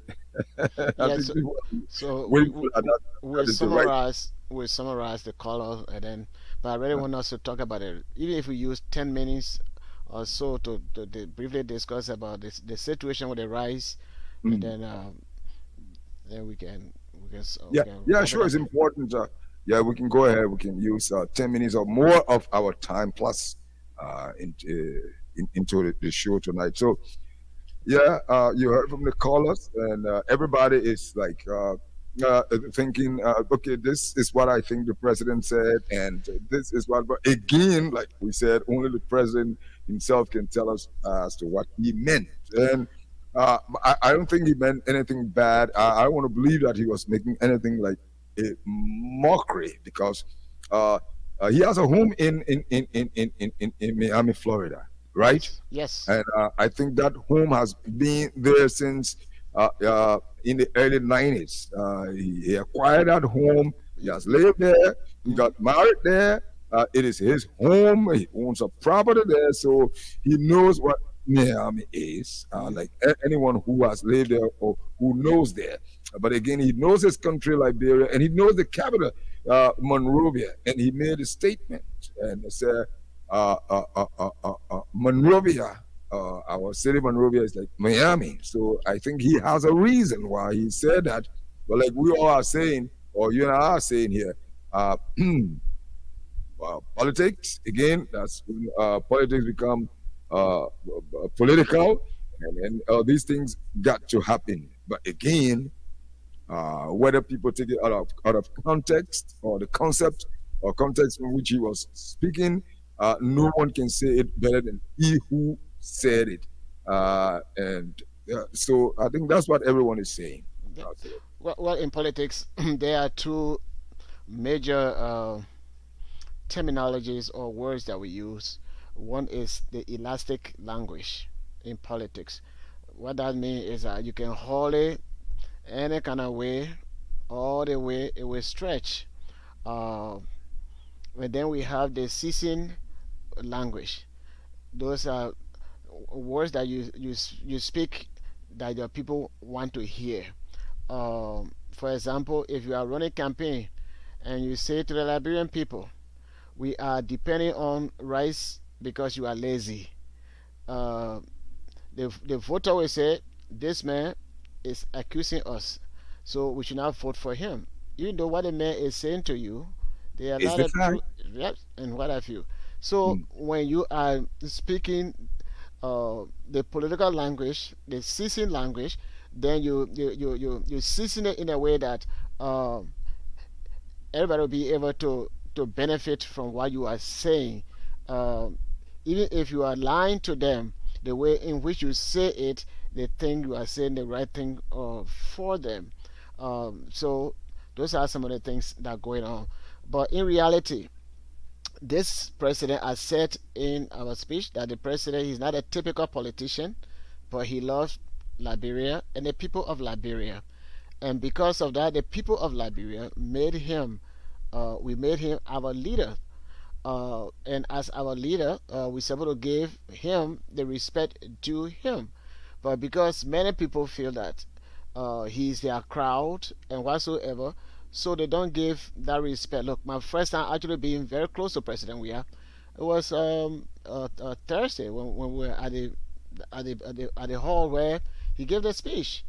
The president laid out things that he has been doing since he became president, and after naming things that he has been doing, including revamping the educational system by lifting out the burdens of college students whose parents and their parents could not afford and what have you. So for that reason, he gave college tuition free, and not only that, but other people who take the WAEA or the West African examination or something, he has lifted the burden of paying WAEA fee and all those stuff. So those are some of the things we are doing that so that our population can be well educated and what have you. We have sent some of our Liberians for them to specialize in the medical field and all of those stuff.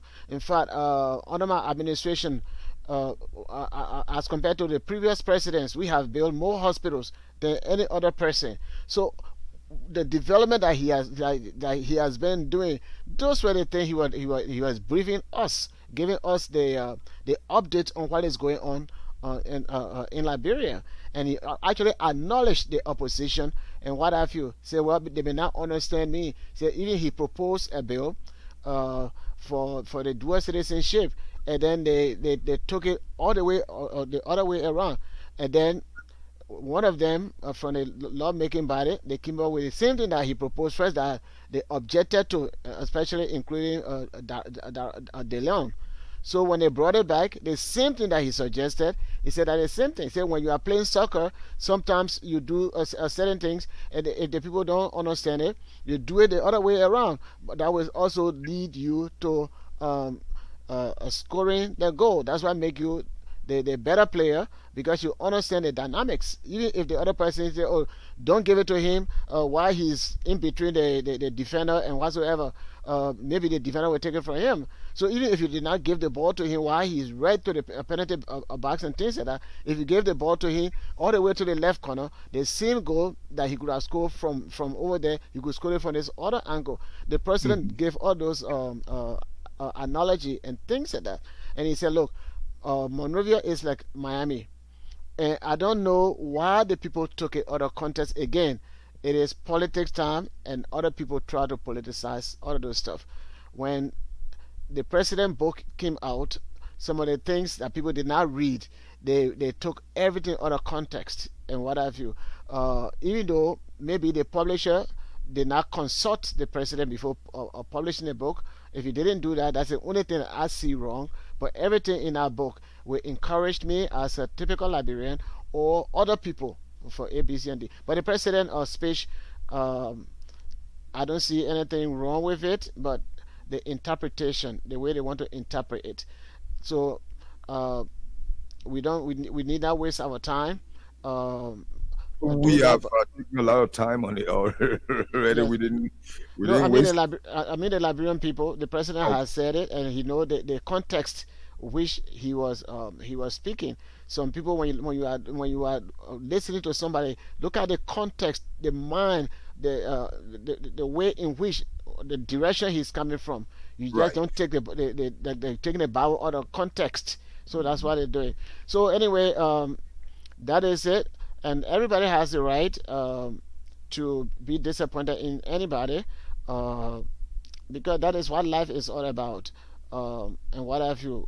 We need to understand. It depends on what disappoints you, for that matter. Well, this brother did not say that, but again, maybe the way he understands it, that's the whole thing. But we can spend the rest of the time on the rice issue, and then we can just conclude. Oh, okay. So the rice issue too is something to discuss because all of a sudden, the price of rice just skyrocketed. The highest the price could be up to the time it changed and went up so high, could be like 15 United States dollars. That's the highest it could go. But at some point in time, and I bought a bag last week, 20 United States dollars from $15, $20, $5 plus, and this happened after the president was away. And most of the time when I look at it, I say, well, maybe like the late Bob Marley, King of Reggae, said, when the cats are away, that's when the mice play. That is because we remember some time ago the president said when there was this same issue of what seemed to be rice shortage on the market, the president himself, the president took upon himself, and because the media was talking all I think one of these radio stations one morning discussed it in a way that fear started to grip people, try to link it to the 1979 rice riot, and I think it was in the wisdom of the president at that point in time, because I listened to an interview where the former Minister of State, that's Nathaniel, I'm almost forgetting his name. McGill. Nathaniel McGill confronted one of the radio announcers on the radio. He called in and said, hey, man, what you're saying is not true, but the way in which you're saying it. In fact, in the next 30 minutes, the president, according to me at that time, the president will be taking a tour. So let the journalists come over and see what will happen. I mean, what the president has. And the president, I remember he toured facilities where you have rice storage, like the Freeport of Monrovia, these rice importers in Liberia. They have these large warehouses there. I visited one of them once upon a time. I saw a huge stockpile of rice.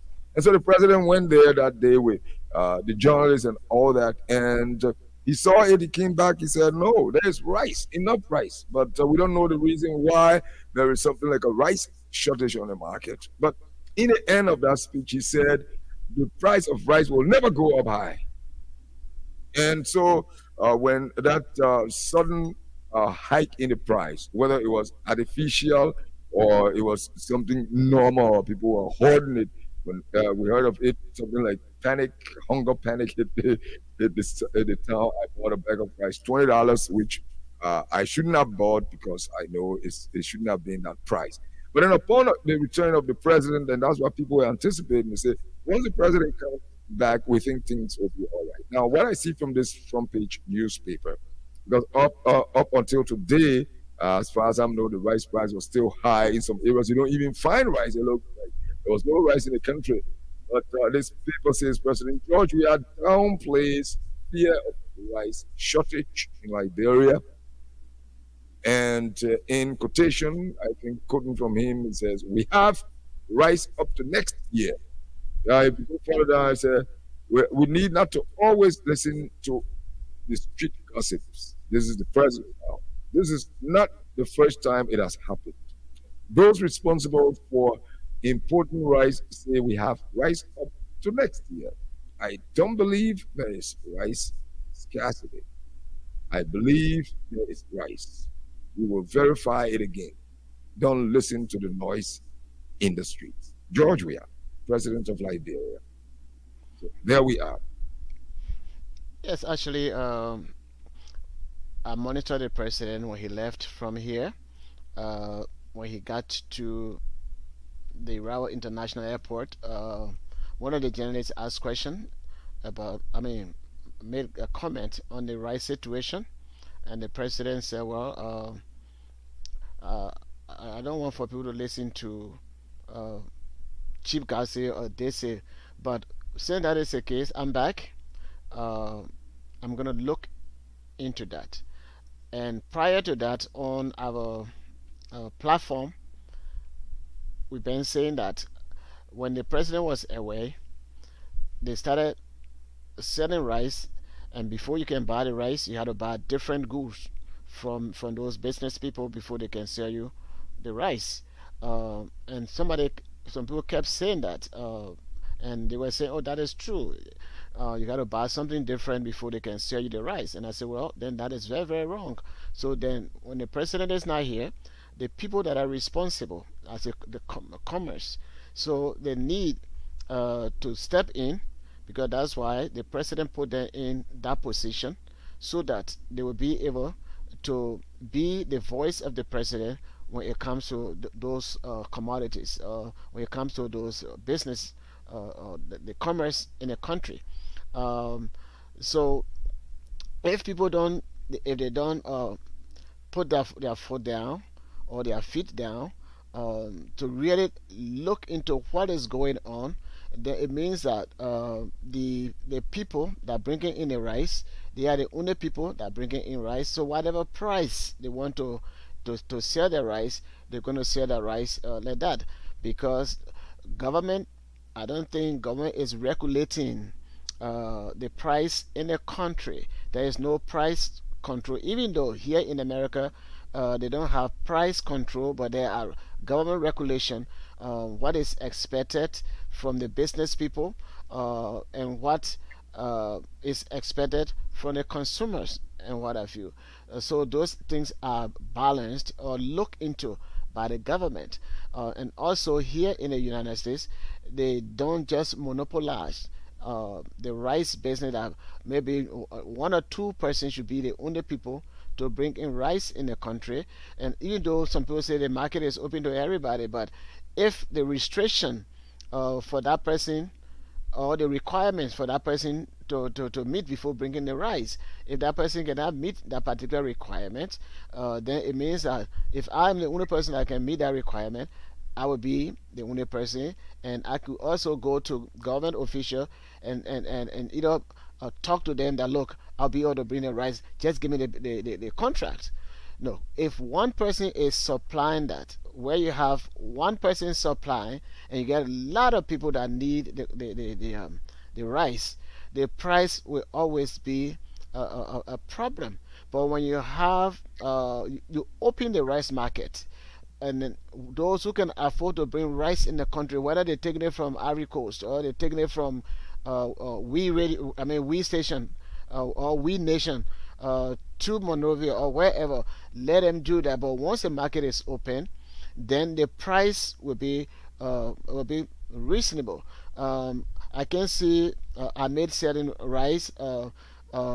Maybe he's selling his bag of rice $20, and I bought my bag of rice maybe $6. So if I add $5 to it and get maybe $5 profit, that is fine as compared to somebody who want to make $15 profit. So then my price, people will come to me, and when people are buying from me, I may will have to do something about his price. If it doesn't do that, the rice will stay with him, and then what the Basel people call gabwe, it will come gabwe. I don't know whether I may know that other Basel. Gabwe. Gabwe. I know Gabwe. I know Gabwe is lying. No, Gabwe. Oh, Gabwe. Yeah, more Gabwe. Oh, up about there, then the mold. The mold. Okay, it's turning green. It's okay. Yeah, yes, all of that. Okay, so or papa, I'm a mobile pa. You know, like the other little bugs or things like that. Yeah, right, sure. So those are some of the things. Again, we need to invest in agriculture.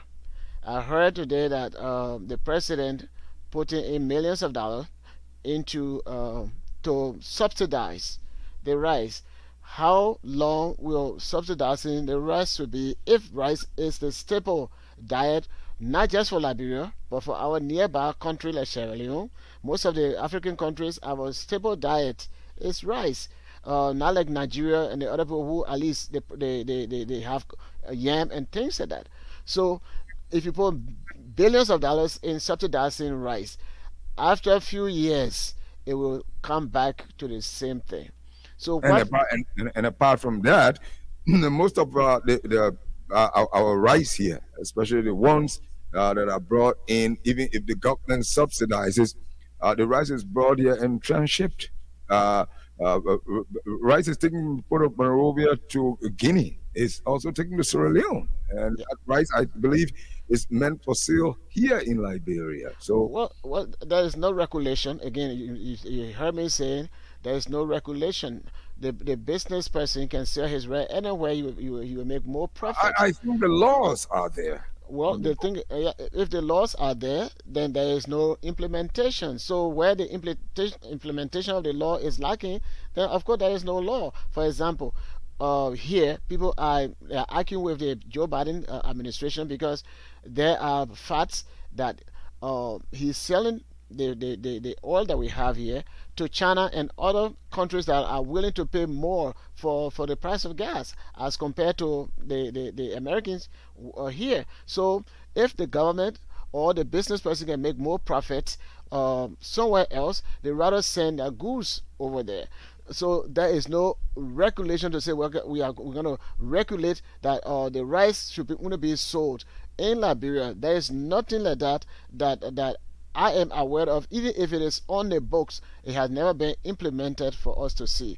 But the point I'm making here is, if you put, let's say, $17 million into subsidizing rice, maybe after one year or 2 years, you're going to put another 17 million in there, because there's always going to be the problem. Why do I say there's always going to be rice problem? 1979, we saw it, and it is still going on. So what can the government do, since the government has a decent agenda when it comes to agriculture? The government can invest in the country when it comes to agriculture, not for government or the Ministry of Agriculture to buy cutlasses or diggers or hoes and things like that to give it to the farmers. That will not make them to make the kind of farm that we want. So if you have 17 million to put into the subsidizing the rice, you could pick that, you could put that 17 million, get maybe 15 tractors for the country, and then you can assign one tractor, if you want to assign one to each county, so that can be for agriculture purpose. So they will be plowing the land for planting rice. So if those 15 counties are producing rice, if there is any problem, I said it the other day in China, that there is no ship coming from China through the Pacific Ocean or from Japan through the Pacific Ocean to come to the Indian Ocean, I mean to the Atlantic Ocean, before we get in rice. If there's a major problem amongst our superpowers, and there is no way for any ship to leave from those areas, because our ship coming through their waters so that we can get those rice. So what's going to happen to us? There will be no ship coming to Liberia with rice. Then what we're going to do? So now is the time for the government to invest that money. Then we go back to Baba John. Well, where are you getting the Baba John from? Where we got it from before?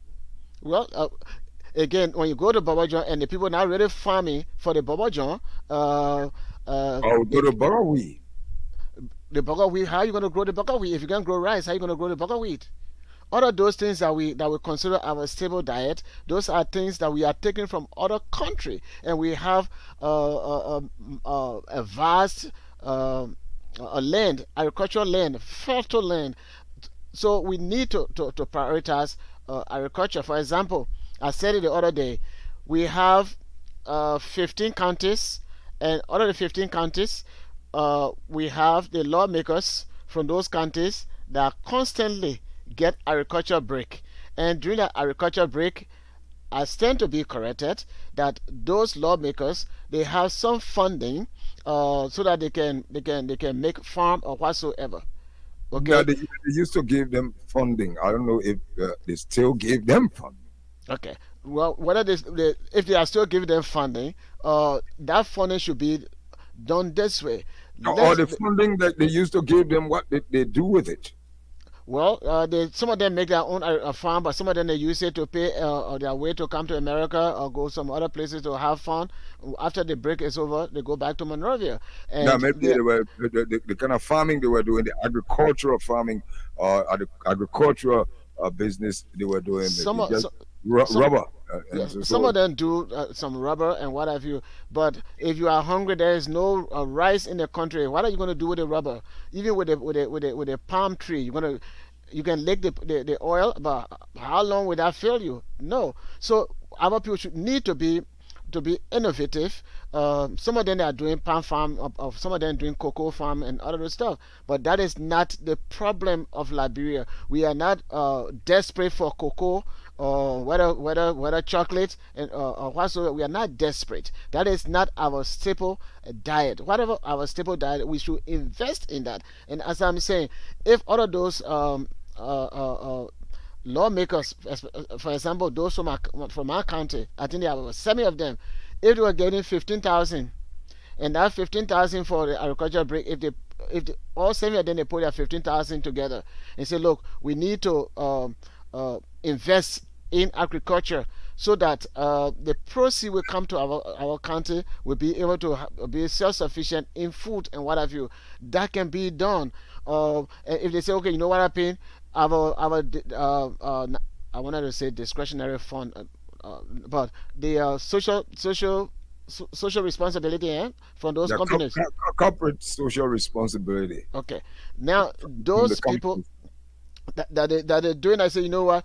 The money that we're getting from ArcelorMittal, before it used to be 1 million, 1.1 million or whatsoever for Grand Bassa County.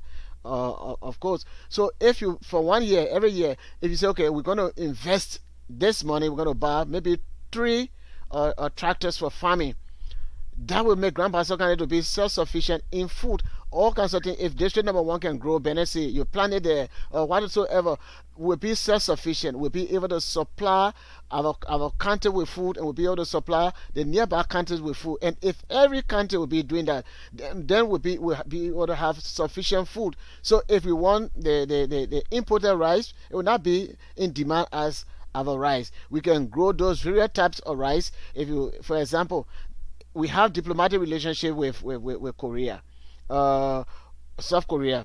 We have diplomatic relationship with China and some other countries. They have their expertise in farming. They can do low-land farming and high-land farming. We can talk to some of those people, even if you can hire them to come to the country, so that they can teach us how to do those kind of farming. By the time you know it, we're going to be like South Korea when it comes to agricultural development. We do that. And today we're not going to be fighting about rice not in the country and what have you. Yes, I know it is emergency, and the president, I heard, has already given a green light to add I think 17 million into the to subsidize rice. But I think we need to put money into our agriculture, buy equipment that will make us to make huge farm and what have you. In Ghana, people that have a private farm, what they do, they clear their farmland and they lease it. If you want to make farm, they will lease. If you want 1 acre, they will lease it to you. Whatever you grow there, the person who owns the land, they have certain percentage that they're going to get from you. That's the agreement. So everybody is investing into all types of agricultural stuff, including fishery. They have fish ponds where they're raising a lot of fish and things like that. Different things. Liberia, we got a better soil for all of those stuff. All we need to do is to prioritize agriculture and invest in agriculture. When we maybe Liberia can, or maybe Liberia can grow the kind of rice that is imported into the country. I know Liberia grows country rice. I like the country. I love the country rice. So, the Gacy, the Vise got one they call the Gacy, the red. The Gizi, yeah. Mm-hmm. It's the same thing in Bassa, right? Yeah, we call it Gizi, yes. The Gizi rice, then we get the Mamo, we get different Mamo, or different ones. So the same thing. Those rice, they grow in Liberia. The problem that we have, we don't know how to do swamp farming.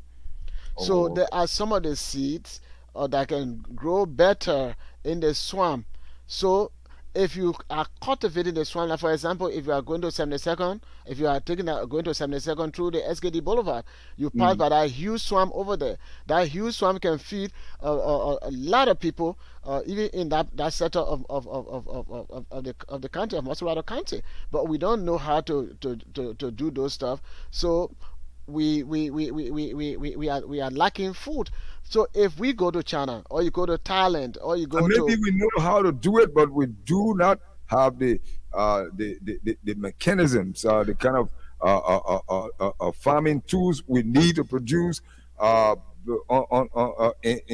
a mass average, for that matter. Well, the thing is that because we don't prioritize that, we prioritize lawmaker making huge money, minister making huge money, and bulk of the government budget goes to salary, and very little goes to things like agriculture, goes to things like education or hospital.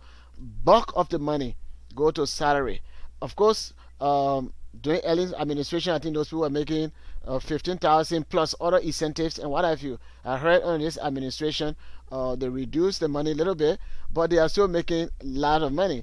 So if one representative is making, let's say, $10,000 a month, and you multiply that times 12, that would be the amount of money that person is making in 1 year. You multiply that times 6 years for that particular representative, you will see the kind of money that he is getting. Even the money that they are getting now, and they're not really paying attention to, even their office staff, is more than what the Congo people are getting. Most of the Congo people, if you're making $500 per month or $1,000 per month, that was a lot of money. Okay, but our own people, they are making a huge amount of money, but at the same time, they are not even paying their own office staff and other people.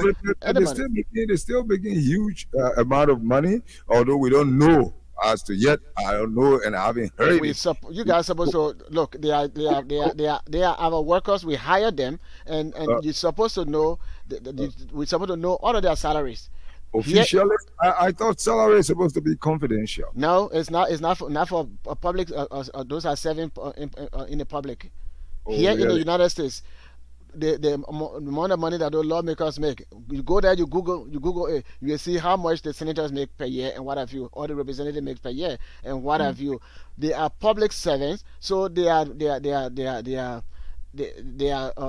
salary, all those things you may know. The only thing that is confidential are those that are in the private sector, okay? But government officials, whatever they make, the Liberian people are supposed to know. It is not secret. Unless in our constitution they put it there to be secret. The same way. We heard some time ago to say it was $15,000. Yes. We should be entitled. We should be able to get whatever they make. This is why, even if they still making that $15,000, because a lot of things are compromised, especially the salaries. And at some point in time, the president called the axe. He didn't make it compulsory. He said, "I'm setting an example. I gave 25% of my salary. I hope others will follow suit in the government, whether the legislators theirs or not." Or whether they increase it instead of decreasing it, we don't know. But we used to hear it was $15,000. But their monies are their monies. It's more than the thing is that their money is their money because we pay them their money. So because we pay them their money, they are accountable to give us a report of what to know how much they're making. For example, if we don't know what the person is making, how we accuse somebody who is building a huge house, even when he was not in government, he was not doing any business, so he didn't have any of those stuff.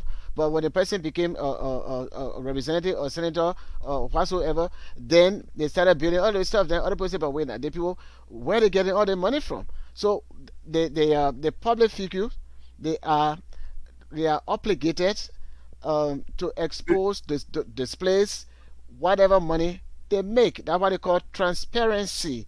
In the United States, the Constitution that we're following, if you are a lawmaker, whatsoever, if you Google it, you can prove me wrong. If you go there, how much lawmaker in the United States, how much do they make, and it would give you how much they make. If you want to put a specific lawmaker name that you know, you put it there, or you say, okay, the senator of New York, what is his salary?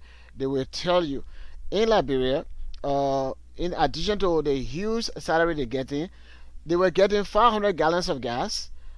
Okay, and they don't go anywhere. Some of them live right to Jalatan, and then they're getting 500 gallons. I'm just making this up. I don't know any lawmaker that live to Jalatan and going to Capitol Hill, but they live within the vicinity of within Monrovia of the Capitol building, for of the Capitol building, and then they give them 500 gallons of gas. I think under this administration, I think they reduce it to 300 or to a significant yeah, they had to use their generators because there was no electricity, and so use their generators, and I think that's why you get salary for when you get paid. The money that you get paid, you buy your own stuff the way everybody does. Not because we hire you, so we should be able to give you gas and all of that. So you should be able to use it, because most of the time, the gas they use, they don't put it in government car. Some of them, they have their own little auto app people in the streets selling gas for them, and what have you, at the expense of the country. If we do that, we will not have enough money to put in education, to put in healthcare, to put in agriculture, because these people are taking the money away from the government. Mind you, what we get in Liberia for the budget, there are monies that are coming from taxpayer, and of course most of the Liberian people, most of us, we don't pay tax the way we're supposed to pay, but I'm talking about tax from corporations and what have you.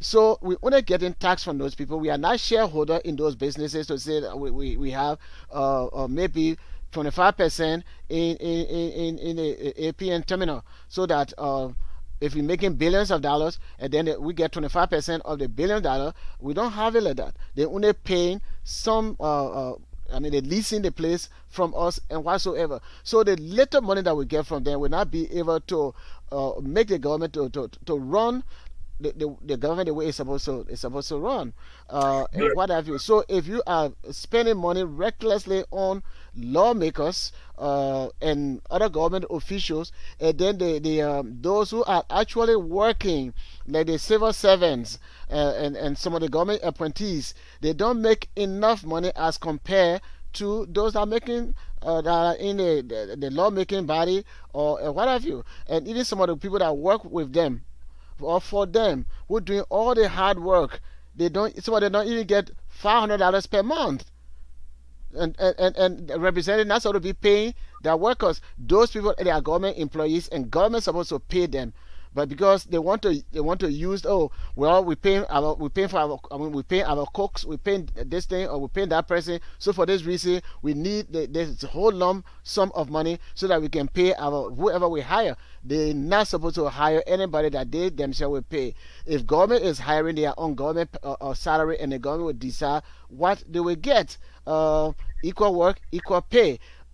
The lawmakers, they are not the one to hire their own person. If they have their farm and they hire their farmers, they're going to pay their farmers from their own business money. But anything that has to do with government should be in control. That's the only way we'll be able to manage the little money, the little resources we have in the country. Sometimes I can be wondering about where does our president, how did he really get money to do the kind of thing that he's doing. So now I wonder, because over there the kind of money that the government officials are making, and also the benefits that they are getting, and you look at the budget, look at the government hospital budget for Grand Bassa County, it was $100,000. $100,000 cannot maintain the hospital and at the same time pay the workers in the hospital, cannot supply medication and other stuff to the hospital. So what is $100,000? What can they do for a hospital? But they are satisfied. They are comfortable with the huge money that they are getting. They are not putting policy in place or law in place that will put the business in to be regulated. They're not doing that. But if there is emergency, like the way the rice business is, I won't be surprised for our first branch of government to start putting things in place just to resolve that problem. Government shouldn't work that way. It shouldn't be a problem before you come up with some sort of emergency.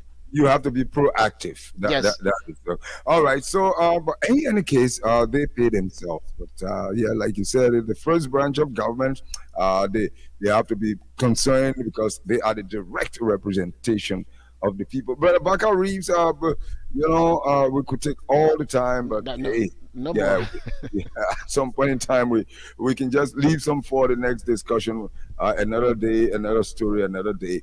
But yeah, sure, we've been discussing it. But so that we go home now on this without concluding, we have to conclude. So again, the president is back. He says we have rice up to next year, and he said he's speaking. And so we are waiting to see tomorrow what the reaction will be. For the past 2, 3, 4, 5, 6 days, the rice price has skyrocketed. And like I said, I'm a living witness. I'm telling you the fact. I paid 20 United States dollars. That's the highest I paid for a 25 kg bag of rice. We call it half a bag of rice in maybe years. And so it's pinching to me and like any other person. But once the president is back, he has spoken and he has said it. Let's see what the reaction will be tomorrow. Who knows? Maybe by tomorrow, the price of a bag of 25 kg bag of rice will come back to maybe $15 or even less than that. And that's what we're hoping. So we gotta go. You have to look at it both ways. The president, even though he is subsidizing, if the government is subsidizing the rice, then the president or the government has the right to say, okay, you sell the bag of rice $15. But if government is not subsidizing, and I'm a business person, I used to buy my rice at a certain price, but because of this global economic problem, that the price of those commodities have gone up. If I'm going to buy then we have to be told. Then you have to say it. But you can all of a sudden just increase the price of that jump start. Everybody knows that. In fact, the president himself said that due to the situation in Ukraine, of course, it added to the problem. Here in the United States, we are going through a financial crisis and what have you. The price of food, the price of everything is very, very high, and people are crying every day. We have inflation that is going on, and what have you. The financial market is crashing almost every day. So we see all of that. Anything that affects America is going to affect the entire world, the entire globe. So that's a major problem. So if the problem is not from Liberia, as most of the people are looking at it, then we have to look at it from a deeper place. Nobody will buy their rice at a higher price and then they say, okay, we're going to sell it at a lower price. It cannot work. But if the government put money in there so that the people can sell it the government's price, then yes, that will work. But business, it doesn't work like that. But I'm so sorry. For our callers, we're sorry we don't have time for anybody to make call for today. But we will continue this topic next time. Maybe you should continue tomorrow. Or tomorrow we can continue that with Wendell. With Wendell. Yeah, so that we can people who didn't call and things like we can do that. Yes. But all right. Thank you very much, brother. Okay, thank you so much too. But just before you go, Gati Kadi Passaway says Liberian people only like the Pusawa rice, which they cannot grow. Mr. Pabai. Yeah, that's true. Pusawa rice. You like Pusawa rice, my man? I used to like it, especially the Firestone rice, the one with the dark thing inside. I used to like the smell of it. Wow, you like the smell. The smell of it. But I replace it with jasmine rice. Here we have a rice they call jasmine. It is not nutritious, but it got good smell. I like any kind of rice. Once you cook it, it's done.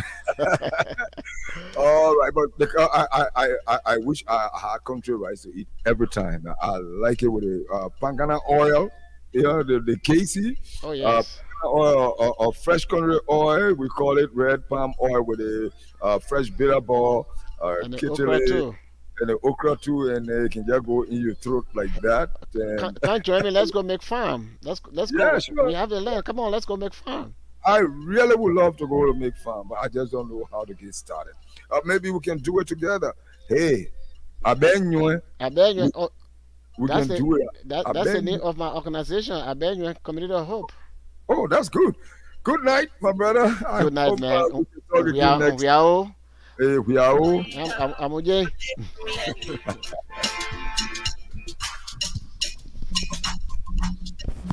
So, Liberians, that's how it is. Our country again, we want to go, we want to be there, we want to see it get better, but it can't get better by itself. Liberia is not just the land, the vast land, the trees, the grass, the animals in the forest and all that.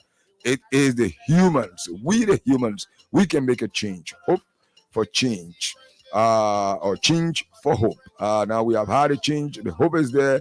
Again, hope, anti-hope. No, we got to work towards it. And then we can get the Liberia we want to get. Thanks for being there. Whether you've been watching on Facebook, following Thanks Radio, thank you so much. Or on our online, www.freedomradioliberia.com. I'm Ahmad Pabai. They want me go, I say, So French Elena, So French Elena, So French Elena, French Elena, Hey, see bestie, the bestie na prep my bestie, the bestie da la bestie, fine friend.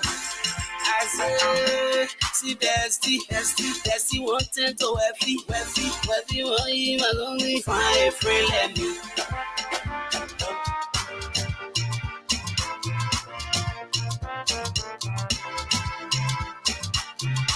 DJ Young T. You got funny leg, Johnny. You funny. Yeah.